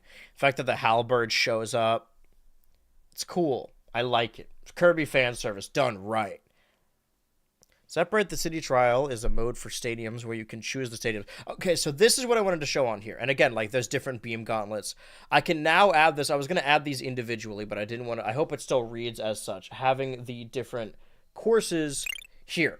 So we have 9 Air Riders courses, 9 Air Ride courses, and then 1, 2, 3, 4, 5, 6, 7, 8, 9, 10, 11, 12, 13, 14 categories of different game modes. Of course, there's little sub ones within them. I think specifically Target Flight has 3 within it, and Button Rush has another one. But we're seeing examples of them only being 8 players. But I think as far as the guide goes, this is pretty litigious. We're going to see more characters later. I imagine we could skip ahead to that. Does anything else happen? Not really. 37:48. So as far as events go, because this is just showing off the different game modes that we've already seen, there is a limit when it comes to directs. Like when the Pikmin 4 direct happened right before that game came out, I specifically didn't watch it because I didn't want to know anything about the game. And the same kind of applies to Mario Kart World as well. But this one, like there's such a certain like design flourish to it that I really like. And also I know is going to leave some of the stuff out. So what boss fights were in the original Kirby Air Ride? Was it just like Meta Knight and just DDD? Okay. It was just DDD. There wasn't even Meta Knight. We're going to see more here. We're going to see and it was a bitch and a half to do. It looks rough. It is difficult. It is difficult, and he is not a great character to play as, so it is not worth it. Oh, do you unlock Dedede if you beat him in that, or does he's already there? You only unlock him in Air Ride. Okay. You have to do it in different things to unlock him in City Trial, and then something. I don't know if he's in Top Ride, but if he is, then you have to do a different thing to unlock him in Top Ride. That's also why the checklists are different. Right. Why would you need to be King Dedede or Meta Knight when you could be Green Kirby? So exactly. I'm gonna add the boss fights to the enemy list. But if we're doing that, we need to retroactively add some other ones that we know appear in City Trial. I might be missing some, but let's add Kracko and Dynablade. I think there might be, like, obviously there's the big Wheelie, which is just a bigger version of Wheelie. But I think the boss fights that appear in City Trial are mainly those. So now we can add Robo Dedede, and you'll notice that's the only one I couldn't get a solid PNG for, but he's just gonna stay there. Because he's original, yeah. Right. New character. I could, like, I guess get a solid screenshot and cut him out, but there was none of them that looked like... I guess I could do that. There's none where he's standing solid and there's nothing, like, covering him. But I'm going to keep comparing it to... stick design. Yeah, I'm going to keep comparing it to Smash Bros. Because that's what I'm going off of the knowledge as far as, like, Air Ride goes. I mean, I've played other Kirby games. This feels like Gallium a lot. I mean, Twitch chat is saying, I know Sakurai made it, but it looks so much like Smash. I'm glad it's not just me. And I'm just not... I've played one game and it's Smash, and I'm comparing everything to Smash. But I like the idea of group boss fights. Could you do multiplayer in the boss fights in Air Ride? Yes, and it was worse than doing it single player. Okay. And I think this is another game mode that caps out at 8 players, even though we know City Trial can do 16. I can't... Yeah, I mean, like, this looks like it's gonna be... This looks like fun but fair. Like, DD was fucking... unfair. Like there were no good items that you could use against him. There was literally nothing. No machine made can ever fall him. No man-made machine. So I mean, speaking of man-made machine, the fact that this is Robo Dedede. Every time I say Dedede, I feel like that that image of that one white guy wearing the kimono. But it feels so good to say that this, instead of being the actual DDD, is a recreation by whatever the villain of this game might be. We're assuming it's something to do with dark matter. Oh, and you're right. Here we see here that Kirby specifically using the needle ability. There's just needles that come out of his aura, as opposed to him having the only different animation. You brought that up earlier. Right. I don't want to spoil it too much. I think it'd be funny if he wasn't actually related to the main villain. Like if you play Lost World, yes. You have the animal bosses who are all together, and then you have that versions of Wispy Wood, who's just like on his own, doing his own thing with his little mustache and, it's just like, and his goatee. Yeah, with his little like thing. It's just like he's just here because you gotta have Wispy Woods, but he has no relation to any of the other characters. Yeah, it's Wispy Woods. It's a new feral King Dedede. It's a Crash Bandicoot villain, and then the rest are like Madagascar 3 characters. Yeah. But yeah. Well, I'm saying this is like, oh, this is a recreation of Dedede by someone, because after this, as far as boss fights go, rumor has it that Robo Dedede isn't the only boss you'll face. This is Nightmare. Like that is what Nightmare looks like. Yes. But this version of 02 from Kirby 64, does 02 do this, or is this meant to imply that this is like a recreation of 02 using a machine? No, that 02 does that. Okay, so it is. So Robo Dedede is separate, maybe made by DDD, but that means Nightmare. I will say, and 02 I will say, like, it might be machine made or simulation or something, because like it's not made of polygons. Like, yeah, it's just, it doesn't look exactly like that, but that is what he does in it. So I don't know if this is like because like he does break apart at the end, so maybe it's like, oh, they put it back together, that kind of thing. Well, the idea is that like, oh, this is like the Kirby equivalent to Mario Kart, so it's not canon, right? It's just a big crossover. But I mean, there is a story to it. So like, what are the implications of Nightmare and 02 coming back? Sakurai just likes them. He's like, I'm gonna get that GUI if it's the last thing I do. Yeah, and I like this, again, comparing it to Smash, the big checklist of stuff, especially because there's so many little squares, and this is how again, the checklist was in the original.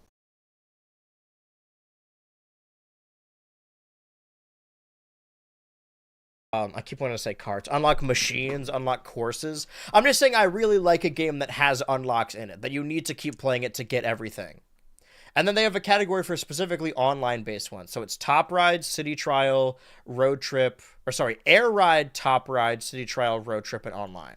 And Road Trip is the story mode, or the single player. I like how he's like, obviously not everyone has good online functionality, so none of the characters are machines are locked behind that, which I think is good. And I assume that also means that none of the stages are locked behind that, like in regards to anything, if you need to unlock any stages, hopefully. But that's good. I like that. Does this mean you're... Okay, CPU Rider... Okay, no, you are playing as Rick. Okay, I thought this is how you unlock Rick. Do you think that the characters we've seen thus far are going to be the characters that the game launches with, and then we can unlock other ones, or do you think we have to unlock some of these characters listed here? I think we definitely have to unlock some characters, for sure. I think that there's definitely going to have to be some unlocks going on. I think we probably are definitely going to have the four main ones, and probably Chef Kawasaki at least, because it seems like he is like one of the main ones now. He's getting as well. an amiibo. I know, exactly. So it's like those 5 are definitely going to be available from the start, and then we'll see what happens. More specials for the new characters. The fact that this Waddle Dee turns golden, I don't know if this is a previous Waddle Dee thing or if that does mark this Waddle Dee as special. But we went over this because okay, so in Squeak Squad and maybe a few other games, in order to like get a key to unlock the big chest, you have to chase down the Waddle Dee that's holding it, and it's a golden Waddle Dee, and they love to fall off cliffs and die. And if they do that, you don't get the key. Oh, that's fun. I should play more Kirby games. But there are some specials we saw on the website afterwards. And this was, of course, I think right after talking about the lore, the fact that Gooey's special, he turns into mock dark matter, which I think prior to this, he only turned into if you're playing in 2-player mode in that final fight where you're fighting dark matter. Like if Gooey's your secondary character. No, you could do it in a Star Allies. Right, that too. So Knuckle Rush, Meteor, Rocky, Rip Roaring Rick. Yeah, this is the one I saw a lot of posts about. Which is beautiful. I love him. So I get it. I mean, I love Mark's too. I know Mark's love. Mark's love is a little overplayed. Mark's is all over the place now, but I still love Mark's. So wait, actually, yeah. If we're speculating characters, if we want to take a look at this is how you unlock Waddle Doo. Okay, so we know that one's an unlocked character. And you also have to unlock alternate skins. See, that's another thing I really like. Because then you can get Dark Meta Knight and Galactonite. I think with that, we basically have confirmation that neither Dark Meta Knight or Galactonite are coming to the game. Wait. Like, they're going to be skins, which is fine. I think no one has a problem with that. Wait, finish after getting 10 different kinds of items, and you unlock the Warp Star?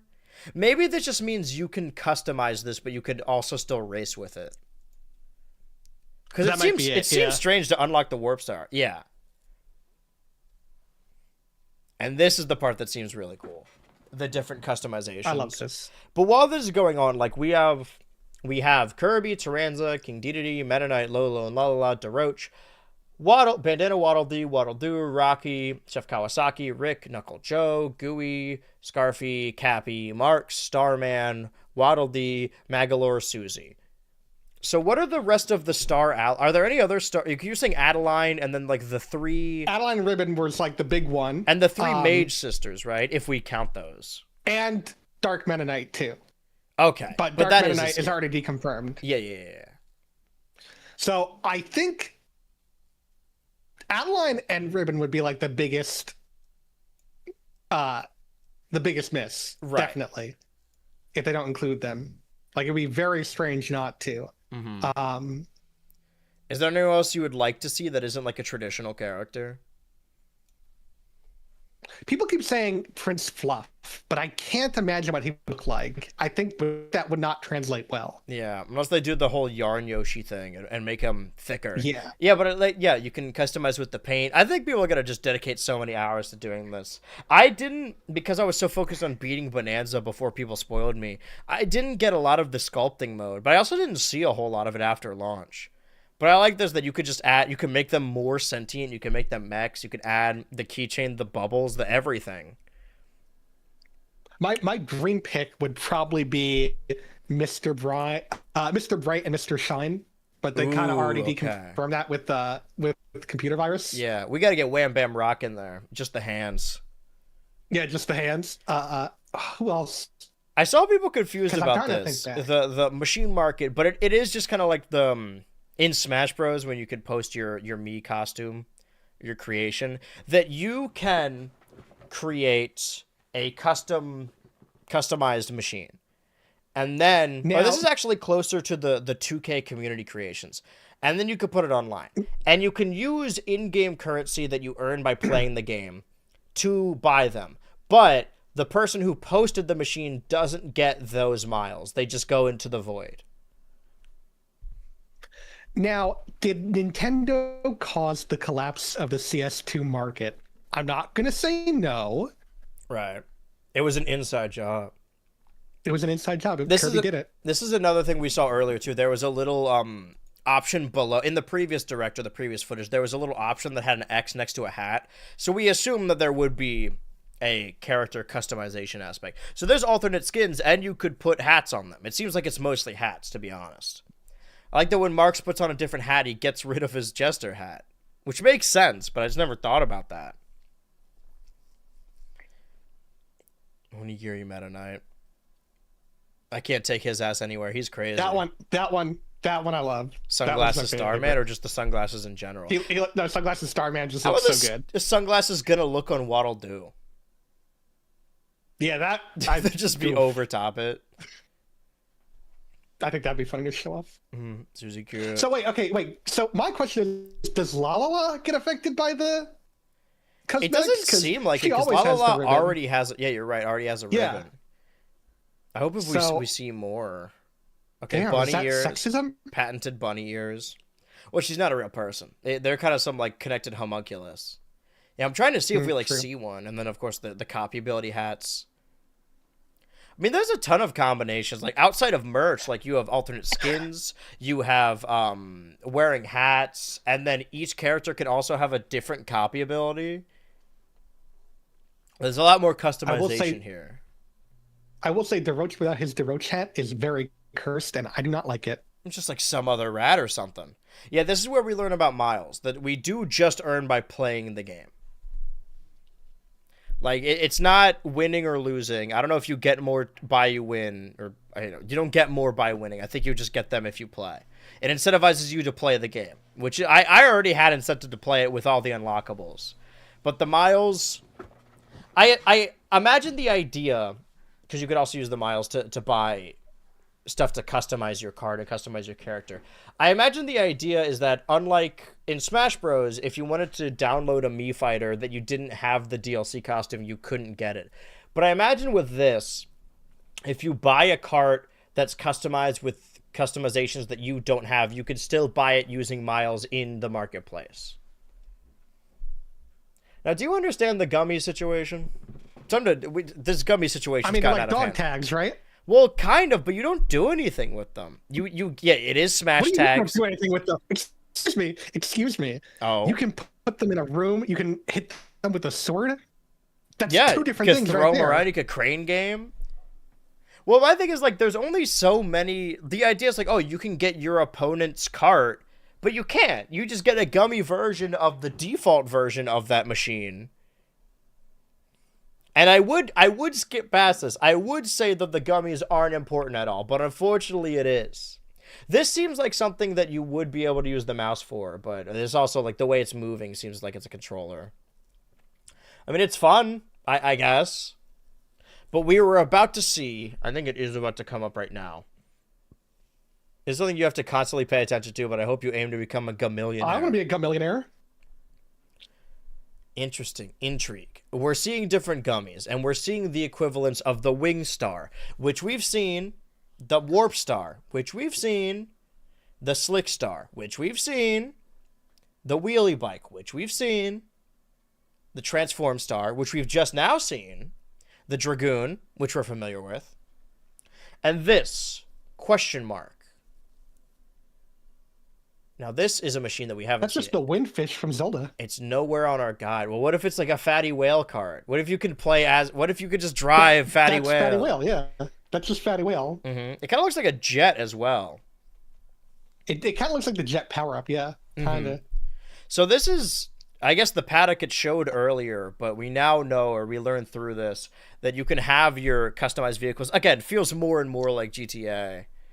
That you can customize the background of the garage as well. I think this is fun. I don't know why I'm defending it like people were anti-garage. I'm still waiting to see if we see any Lololo and Lalala, because you raised a good point about the hats they're wearing. And we learn more about music. We're getting towards the tail end of the direct. Now, do these composers mean anything to you? Yeah, he said the first one was on the original game. Yeah, Shogo Sakai and then Mr. Iwadare worked on several songs for this game, including the main theme. He also worked on Super Smash Bros. Series and Kid Icarus Uprising. I just mean like prior to the Direct, did you know these guys? Because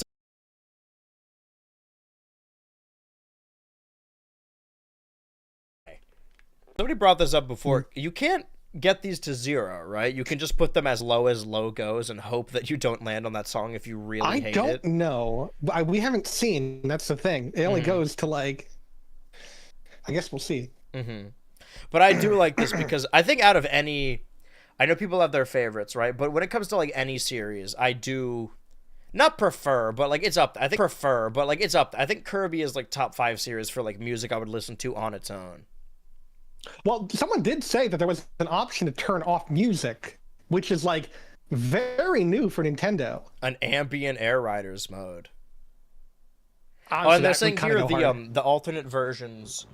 I think you can access them at any point on the music menu, but they'll show up randomly on the courses. Like you can't really control that. They're just the retro versions of songs, like the song from the Game Boy, the song from the Wii, so on and so forth. Adding new songs to Nintendo Music. They added, I think after the first Direct, some tracks to Nintendo Music, and I think that was the first time they'd added music to that app that hadn't been released in a game yet. I believe so. I think they did it with Galaxy 1 and 2, kind of, with the new tracks, but maybe that was same day. Oh, I didn't even know they had new track. Oh, right, also new menu. Shout out Masahiro Sakurai's wife. I have to presume she had something to do with this. Because the other parts of the game feel so much like Smash Bros., but this one specifically has its own style to it.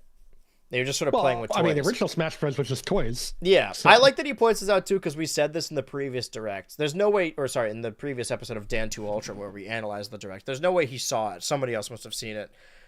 That, the original Twitter icon was this figure, and we said in the previous analysis that we thought that figure was going to be this game's version of Top Ride. Like, you would play with physical little wooden toys, but evidently that's not true. But I mean, I'm glad that there is an explanation, and it is very cute. Yeah, that it's just a cursor. But I'm not dreading, right, a new Smash cycle, because obviously that is the purpose of Dan2 Ultra, our show that we've done together every week. That I liked the Smash blog that you would check, and it would be like, oh, this new item, this new song, and you'd be able to like listen to the new song every week, so on and so forth. I'm dreading the idea that all that stuff is going to be exclusive to the Nintendo Today app, because it seems like they're pushing for it hard. I just wish, I don't even dislike the app, I just wish you could access it through the browser. Wait, sorry, go back. Okay. Go back a bit. To which part? Okay, wait, okay, yeah, right there, perfect, go back. Okay. Okay, play it. And here? Pause. Okay. Okay. So that can't be edited then. So that is how it's gonna look. 1, 2, 3, 4, 5, 6, 7, 8. So that's just missing question mark. So that is how it's gonna look with the 2 randoms. Okay. Oh, weird. All right. I thought you were saying like, oh, this is probably the default, but I know we unlock the air ride courses and there's no question mark. Yeah, no, that's strange that it has 2 random. I guess. Like, I know what they're going for. It randomizes each group, but at that point, just put them on different pages. So here's my other question. When you unlock the first original course, does that also unlock random for that? And if so, what's the point? You could randomize the one course. Yeah. Well, maybe I'm wrong. Maybe you do start, because that's just an assumption I'm making, because you said unlock air ride courses. Maybe you do start with these 2. You start with. I mean, those are like the 2 beginner Fantasy courses, Meadows, and is that Celestial Valley? Yeah. Or no, that's Fantasy Meadows and Freeze Hillside. Frozen Hillside. Okay, maybe that's interesting that those are the. Okay, well, I have no idea. There's no way to know. That's the thing. Well, that's what this analysis is all about. You know, that's why we load up our patented analysis machine that we invented, and we analyze. That's what we do, and we pay our workers, so on and so forth. Well, now if we go back to the original. Seeing the 8 and 8. Yes. Was Celestial Valley next to the first stage, or was it? Well, it is. So it wasn't. Yeah, it's loaded up like wasn't. this. So that makes me think then that you can unlock these stages in any order you want, because it'd look really ugly if that was what it was like, and then like if you unlock another stage, it goes between it, and then it's like. And what happens Well, if now I you don't unlock know. exactly 5? Is there just 1 on the bottom row? Yeah, this is a good question. Right. These are good questions. But the fact that you're saying like unlock them in any order, we know that a lot of the unlocks are on the checklist, and you could probably do whichever checks Exactly. you want. So it probably is in your own order. Yeah, that's a good question. Who knows? Mm-hmm. Well, this is going over everything we've talked about on this direct. I appreciate the tie-in. I think, just to give you guys a glimpse behind the curtain, oh, now we're getting options. This is what we've been waiting for. Oh, yeah. That I never thought I'd see this out of a Nintendo game, specifically like a Sakurai game, that he'll show later that you can, like, turn off, what's it called? When the screen, I guess screen shake is just what it's called. You can turn off screen shake, you can change, like, the depth of field. It seems like it's a strange decision for a game like this. You can play the game with one hand. I appreciate the option. I mean, yeah, I think that's cool. Mm-hmm. For me, like, no, go on. I mean, I'm just gonna play it like normally. Yeah, that's what I do. See, that's why it's like when you start a new game. Oh, Taranza has a specific mechanic. I just assumed it was an animation. No, it's a specific mechanic. They said. I don't know if that specifically means like. Yeah, you're playing a different game when you're playing Taranza. That's like you're playing a point and click. Yeah, like this, like color Mouse filters. Controls? Question mark. Oh, because color filters are for accessibility purposes. It's like different, like color blind stuff, or just like general blindness. But whenever I go into a new game and I'm immediately hit with a difficulty option, it's like, well, I don't know which one am I supposed to play. Which one was the game made with? And I don't like changing a whole lot of options when it comes to games. Like changing the depth of field here. I guess. Turn off screen shake. The only times I like ever do that is when there's an option to like invert controls for something, and like it makes sense for me to want to invert controls. Well, we didn't really get to it, but I guess one of the things they're adding in the Pikmin 4 update is a relaxed mode where there's not as many enemies and they don't attack you as much. And I guess the idea is to get more people into Pikmin, because there's not as many people into Pikmin. But that's what before I played it, that's the shit that people are like, oh, you don't want to play that, man. That's gonna tear you a new one. You're gonna be miserable, so on and so forth. Also, an ability that I guess some people care about. I only ever see speedrunners doing it, or professionals. This has the Mario Kart movement where you can look behind you with a button.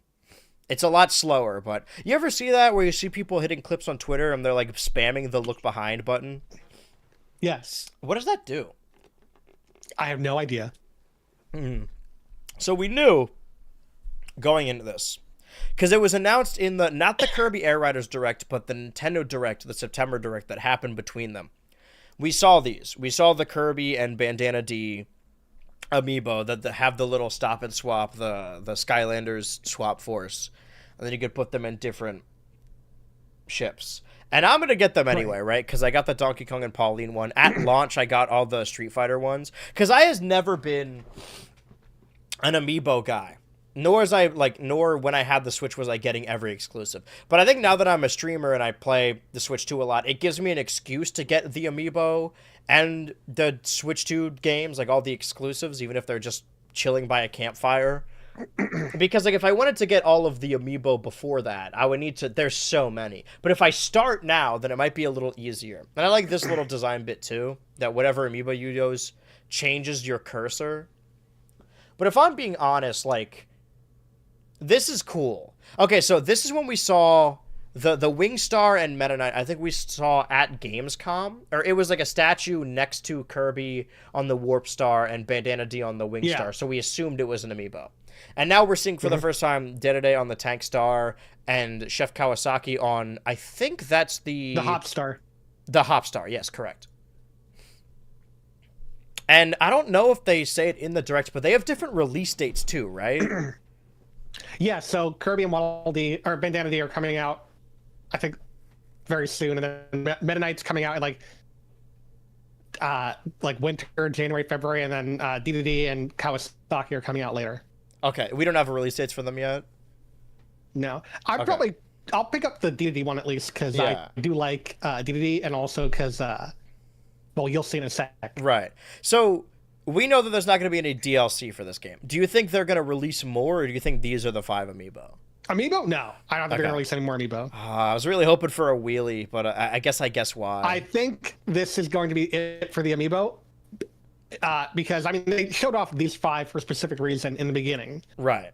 I think these are like the main 5, like I said. So I think Is this the thing you wanted to talk about, the detachables?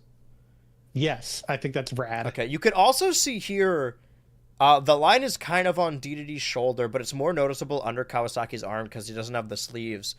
They look like they have adjustable limbs, like almost like actual figures. You might be able to move them around. Do you see what I mean? Like it's got the line right there. I kind of see it, yeah. Yeah. And then this is just, I know I keep comparing it to Smash, but this is taking me back to that November Direct where it showed the World of Light trailer at the end of everything. So Kirby, King Dedede, Right. Waddle Dee, Starman, and many other. Okay, I thought it was gonna like say who you could play as at launch, but this little opening movie. What I was going to say is like honestly, I like having the amiibo as a figure. I like switching them around. I think making them the cursor is cute. But other than that, I don't really care much for like, oh, training my amiibo. Yeah, I don't care about that. Yeah, we see it's Popstar here, and this is where we hear, and then he asks.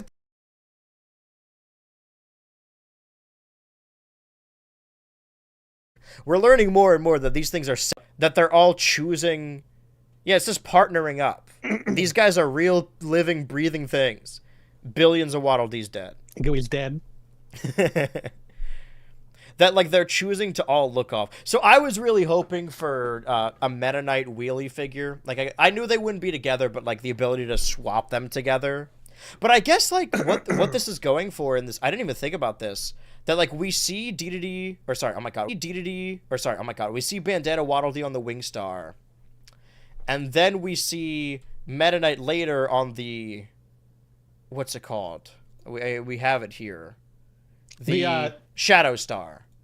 Yeah. So maybe like Wheelie is Knuckle Joe's machine. They always have an equivalent. I guess this is the closest we're going to get to canon machines. I guess, yeah. Mm-hmm. What were you going to say? You said that's why?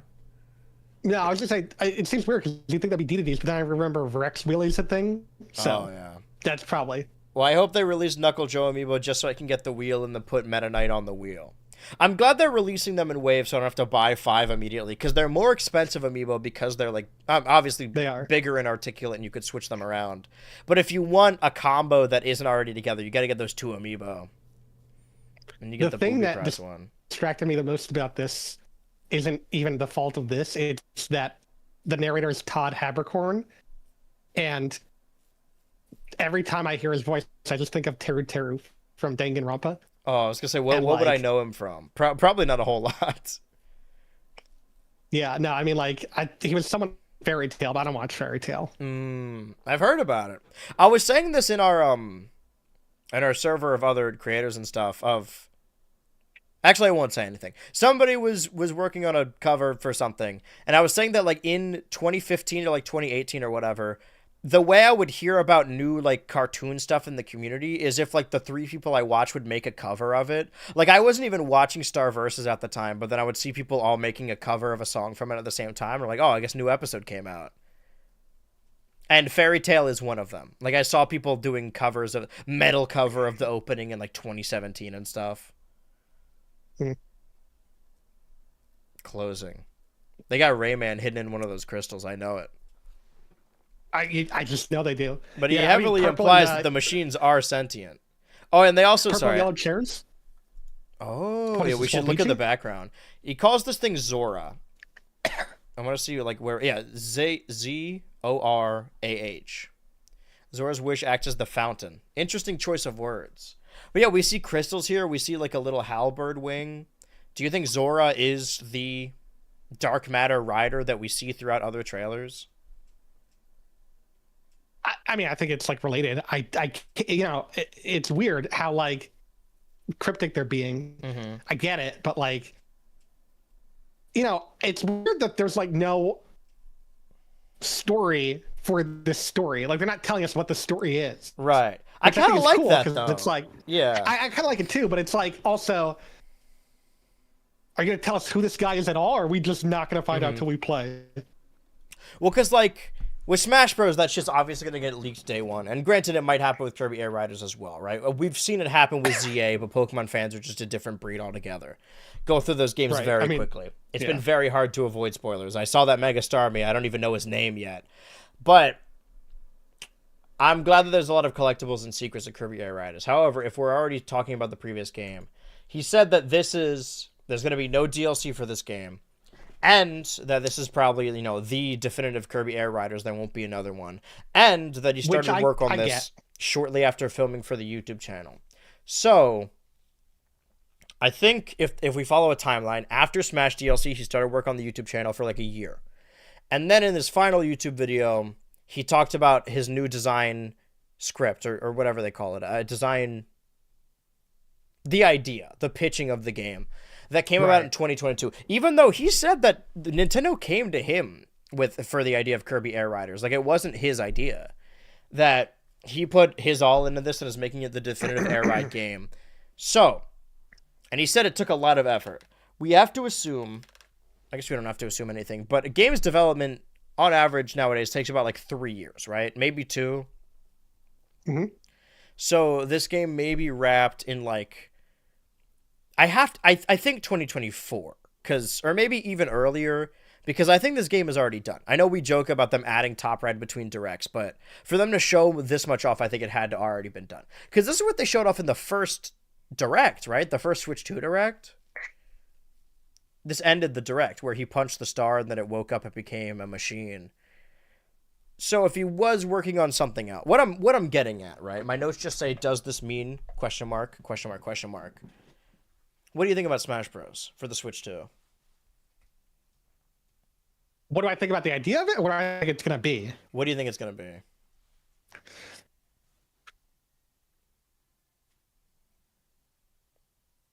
I hope it's not deluxe. Is a good question.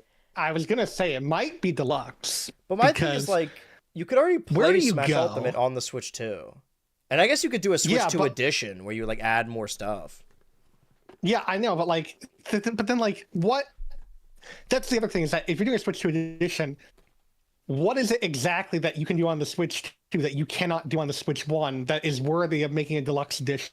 Gotta have that game mode from 3DS where instead of using a stylus to bash people, you're using your mouse. Yeah, that makes it fucking $30. Well, that's why that's what I'm saying. I don't want a deluxe and I don't want a Switch 2 edition. I want a fully new Smash game. That's sort of not a reboot. Everyone always says a reboot. I don't want that. I want it to still play like Smash. But I want to like strip it back, right? 30 to 40 characters, build it from the ground up, redesign a lot of them. Keep what makes them work. Like, don't remove Mario's forward aerial or whatever. But if we look at the games that have released since the previous Smash Bros. Game, there's a new Ganondorf, Zelda,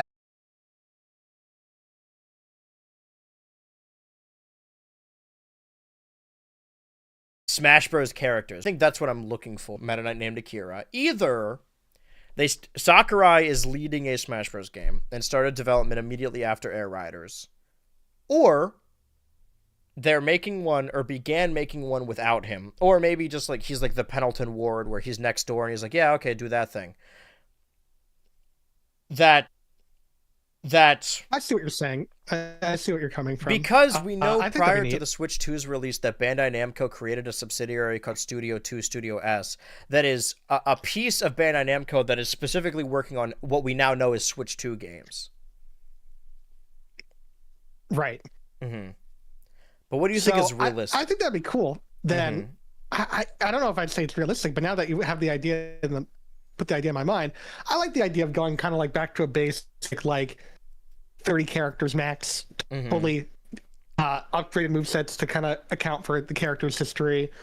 Because I mean, like, do we need Flood anymore? I don't know if we need Flood anymore. I'm basing this solely off of Donkey Kong's face. That's really the main thing I want changed, because I've gotten so used to the new one. Right. I mean, even K. Rool, I didn't even think about that. Like, if K. Rool's in a new Smash game, I guess he could be now. Oh, he would come back. Are you kidding me? With how popular he was in the Ultimate? Yeah, because my idea, right, is not that like there are going to be cut characters forever. Because knowing Nintendo, I imagine it's going to be something akin to like a battle pass, right, where you launch with like 30, 40 characters, and then I want to say every other month there's a new character, but every other character is a returning character. So like new character, maybe you go new character, so clone, kind of like returning. Smash 4. Yeah, basically. I wouldn't mind that because then each character is being recreated from the ground up. And also, like, assuming, like, I know the Skeleton Crew wants to work on other stuff, but assuming that this console is going to last, on average, like 7 years, right? Because Nintendo is either 5 years if it doesn't sell well, or with the Switch, 8 years if it does sell well. Let's assume 7 because that's a healthy console. I would rather Smash DLC release throughout the console's lifetime than do, like, 3 years of DLC and then stop. Does that make sense? Right. And you could have like the main team working on a new game and then like the rest of the team working on DLC characters. My comparison is something to like Marvel Rivals, which is a free-to-play or a free-to-start game which releases free characters. Nintendo would never do that. It would be a paid battle pass. But I wouldn't even mind, like, I like the idea of a new character coming out every other month, because then it's like, oh, if they re-release Lucas isn't normally a character I play, but for that month I might want to play him because he's the newest character. Right. But then I feel like we might get the allegations of like, oh, well, now they're hiding stuff. There's a full game and they're hiding stuff that we have to pay for. Yeah. And I'm not ready for that discussion again. I think as long as the base game is solid, I'm okay with it. I imagine it. Well, they have to have a substantial single player mode. They can't not have a substantial single player mode because, Subspace Emissary is not super fun to play, but no one shuts up about it for a reason. There's a reason people talk about Subspace Emissary, right? Because it was substantial and it felt like you were progressing. It was fun to see them interact as well. Like even if they weren't talking, exactly. I don't even need dialogue in a story mode. I like the little grunting they did because I played Brawl and I played Lego games as a kid. So games with no dialogue ostensibly. Exactly. I mean, just give us like something. But that's where I am both dreading and excited for like a new Smash speculation, because we talked about on a previous week like fake AI leaks that people have been making, and I think that's really lazy. I want to go back to the. I want artsy Omni. I want people to make 3D models. I think that's fun. I guess I could ask Nibrock, because that's someone who watched the streams and is a mutual on Twitter that made the original mock-up. By the way, another Pog. Fountain of Dreams and the Star Rod. Hell yeah. What could this mean? Okay, so we know Nightmare, we know Fountain of Dreams, we know Star Rod. And also, because Star Rod is, if I'm remembering the lore correctly, there are artifacts likely created by the Science Ancients that are all like mechanized magic. And here we see the final boss of mechanized magic, the original Galactic Nova. And obviously we saw the inside of Galactic Nova in the question mark stage playing Mark's Soul theme, which I guess could just be Galactic Nova's theme. If it's the same Milky Way wishes. And obviously, like I know you said, Squeak Squad and DeRoach, as a super fan of Kirby Superstar Ultra, I am being fed. I can't imagine anything better than this. And then we have the demo days, which are on. I misread this at first. I thought it was saying there were 3 different ones happening 18th to 15th, 18th to 15th, and 9th to 16th. But no, it's 6. And it's going 8th, 8th, 9th, 15th, 15th, 16th. So the first one, November 8th. All 6 a.m. is wild. Yeah, this is crazy. These are the... Okay, no, these are... Okay, Pacific Standard Time is hours behind. Okay, so 4 p.m. is my 1 p.m. That's perfect. I got to remember to do that November 8th. And if we want to... We can wrap up... No, 4 p.m. is not your 1 p.m. 4 p.m. is your 7 p.m. Oh. So 6 a.m. is my... 9 a.m.? Oh, I don't like any of this. I guess I'll have to do it later. Because I was going to say we can wrap up this guide, but if we want to go back to our Thursday guide, none of the dates listed are fitting any of the Thursdays, right? I was thinking initially like, oh, maybe if it's the 13th, we can move the Pikmin 4 one, but none of them are the 13th. So I do think there might still be something left on November 27th. But as far as the Kirby Air Riders Direct, and this game comes out November 20th, that is everything we have to say about it. What are your thoughts on Kirby Air Riders as of right now? I was already going to get it, and the Yeah. first direct did a good job, but this direct was like 100% sold me. I was like, I am not having any second thoughts. This is selling me. Oh, footage captured as of October 23rd, 2025. That's like a couple days. Wow. Wait, is that when the direct went out? Okay, it is. All right, just making sure. I thought it was telling us like when they captured the footage. So, I mean, as far before we get into the final era of this, it's not. It depends on how much. It's at least circling back to something we brought up on the previous installment of Dan 2 Ultra, that it was announced. I don't know where this was announced. I just heard about it. This remake, this pre-release build, where there's more. Oh, it's really struggling right now. That this is seemingly. It's doing its best. Let's actually get to the reveal of it all. Show me a logo. My computer's fighting for its life right now. Look, it's MasterChef. This Halo campaign evolved. So this is a remake specifically of the campaign. Have you seen this? Yeah, I've seen this. Okay, so you've seen that it's coming to Xbox and Steam and PS5 all in 2026. Well, PS5, I mean, Steam's not super wild. It's been on Steam for a while now, but PS5. But it's same day, presumably. PS logo on Halo is, I think I have to talk to my priest, and I'm not even Christian. We knew that I think a previous Gears of War game was going to the PlayStation, and I thought like, oh, that's the only thing. But what we talked about last week is, or maybe the week before, last time on Dan 2 Ultra, of Xbox raising their game price and then everyone immediately canceling it, and then retailers like GameStop and Walmart removing Xbox games from the Xbox game category. And I haven't heard anyone, maybe this is like, you know, consumer bias, but I haven't seen or heard anyone that has an Xbox Rogue Ally, their handheld. Because all I heard is that it's going to launch at the same time as Silksong, and then Silksong came out, and all I heard was people talking about Silksong. So I asked Switchy last time we talked about this on what's the likelihood of there even being a next Xbox console, or if the Xbox Series X is just it, and Xbox is going to be a service moving forward. Because I wouldn't mind Xbox Game Pass on like a Switch 2 or a PS5. Yeah, I mean, it's so hard to say because everyone thinks this is what Microsoft is doing, but Microsoft is the biggest fucking enigma of the three. Yeah. In regards to what they are going to actually do. Well, they also bought up so many companies prior to this. Yeah. Yeah. So who knows, honestly? I think that we're not going to see a new one for a while if we do. Mm-hmm. Or we'll see like an Xbox Series X or something, you know? Well, the PS5 and the Series X released in 2020, so if we're following the same cycle, we would assume that the new console would release in 27, which isn't that far off. I mean, it's a year, but... Yeah, it's not far off, but I mean, like, I just... You know, it already sells, like, terribly in Japan, and it cannot make up those sales in the U.S. Right now. It just cannot. It doesn't help that they keep buying up other overcharge companies. for this thing. Like, it's when I see Warner Bros. Trying to sell to other companies, it's like, well, what was all this? What was all the merger for then? Why are we doing this? Yeah. But as we get into the end part, I'll get switched back over to us. I was about to get into all the stuff I'm going to be doing moving forward between episodes of Dan 2 Ultra, but since you're here, co-host of Dan 2 Ultra, the Dan the Man Show, do you want to talk about what you're working on?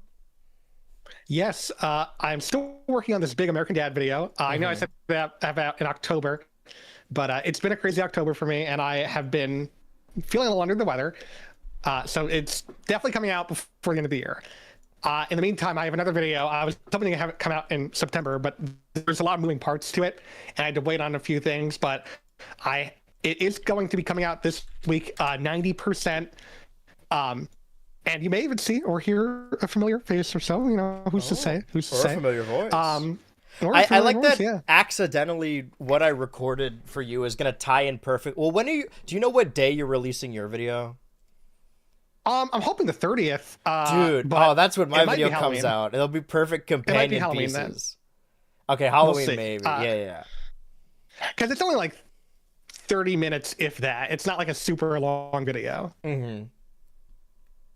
You know, not like a fucking 8-hour beast. But they'll, oh man. Well, okay. So what I was getting at is I have since revealed the video I'm making, which some people close to me have already known about, the second installment in the childhood trauma series, where I'm talking specifically and exclusively about Robot Chicken. And I posted a short today all over my socials for the upcoming Ultra video.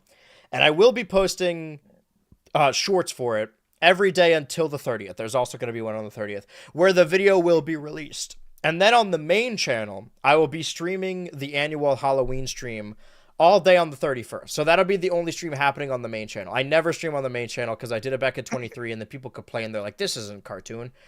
Tomorrow, hopefully normal stream time. Anyone that's been following me on stream knows that I haven't washed any of my clothes because our washer has been broken for so long that hopefully a new washer will come tomorrow, but it's coming at like 9 a.m. So if I'm too tired to stream, we shall see. Hopefully normal stream time. I will be doing another double length stream where I'll be doing my best to continue Pokemon Legends ZA and hopefully get to the point where everyone around me is seemingly at. And then Wednesday will be the final Wednesday to host the GTA Online Weekly. So I said early on the show that every Thursday of last year was a part of the Nintendo Switch Kick the Bucket Countdown where I was playing a different Nintendo Switch game leading up to the release of the Switch 2. And now the new show I'm doing is every Wednesday I'm playing GTA Online with patrons and friends. Dan, you're welcome as well if you have it on Steam. Every week until the release of GTA 6. And I used to do it Wednesday day, like where I would do my normal Wednesday streams. But ever since I really liked how the Fall Guys Fall stream went, and Dan was also on that. That went really well. So I like the idea of and obviously my big theme this year is giving opportunities to patrons, right? The patrons showed up on those streams, they showed up on Fall Guys Fall, they showed up in the big Adult Swim Games crossover. Everyone in the BHultra Patreon server, the top tier $15 Voices in My Head tier, has access to both videos and streams and the potential to be in a video. And also I've been trying to make more Patreon exclusives for the Patreon. I've been falling behind on that because October has been very busy. I'm still putting together the finale of Total Pokemon Island. And I know Dan specifically really wants me to continue the Nikki Noor saga. I'm begging on my hands and knees. I guess I have to, at least to a certain point, because I want to do stuff that I can only do on Patreon. And obviously the bracket will come back on the next day before Halloween as well.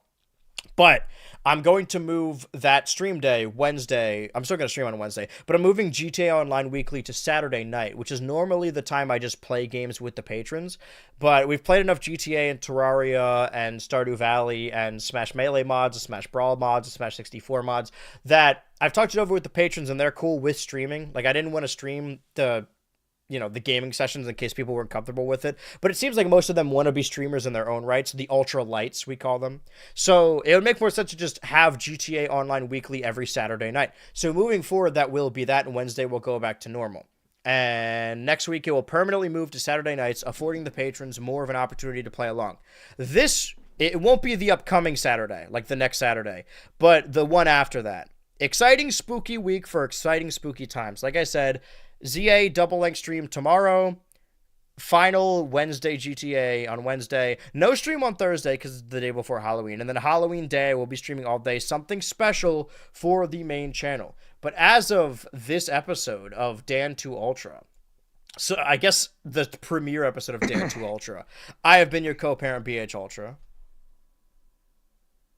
And I have been your...